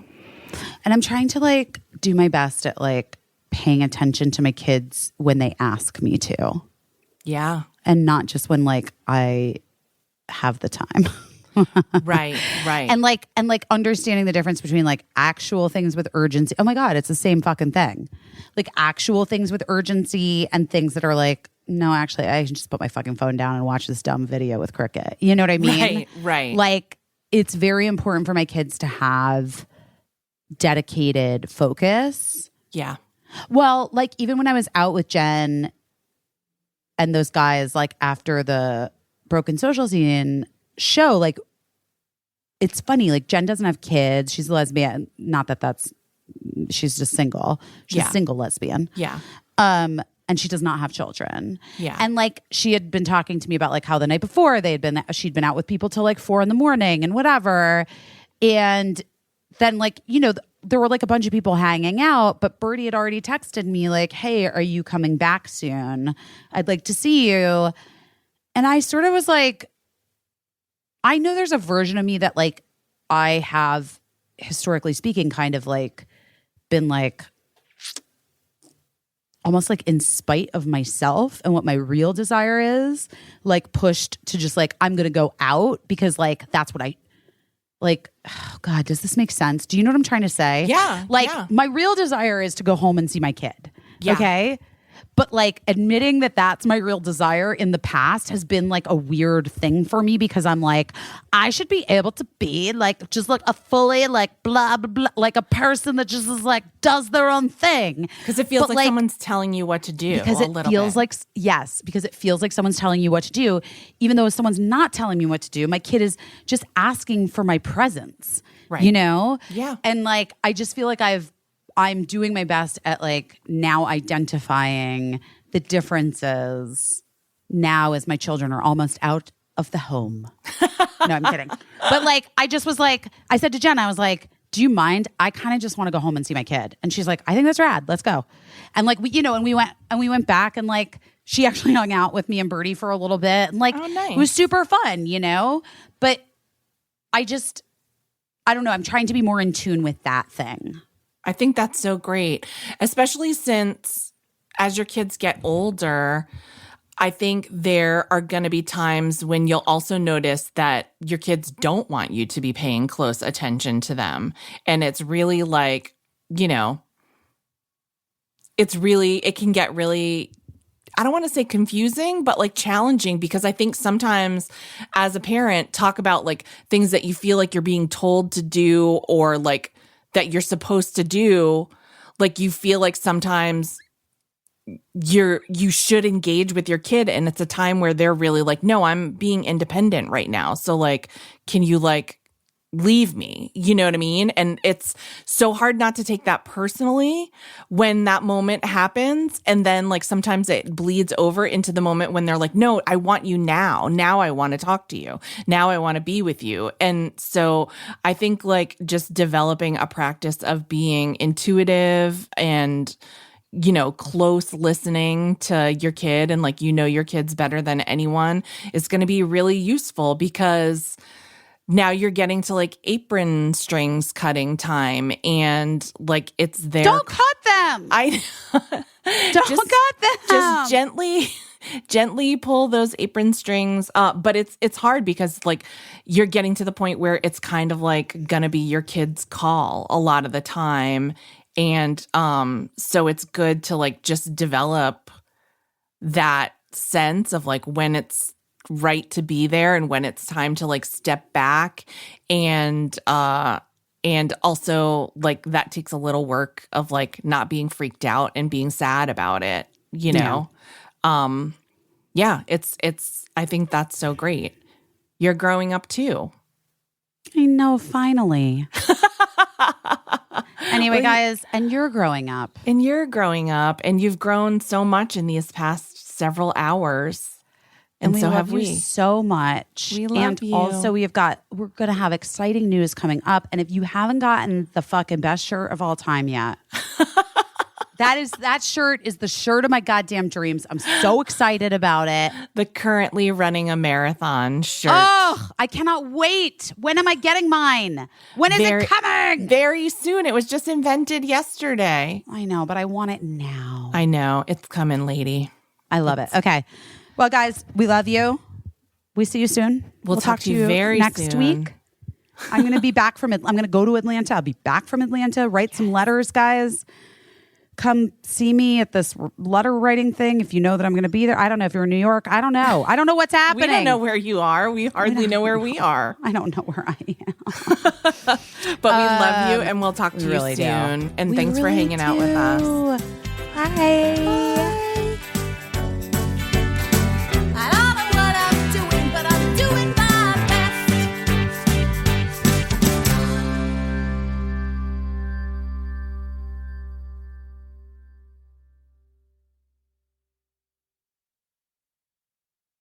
Oh no.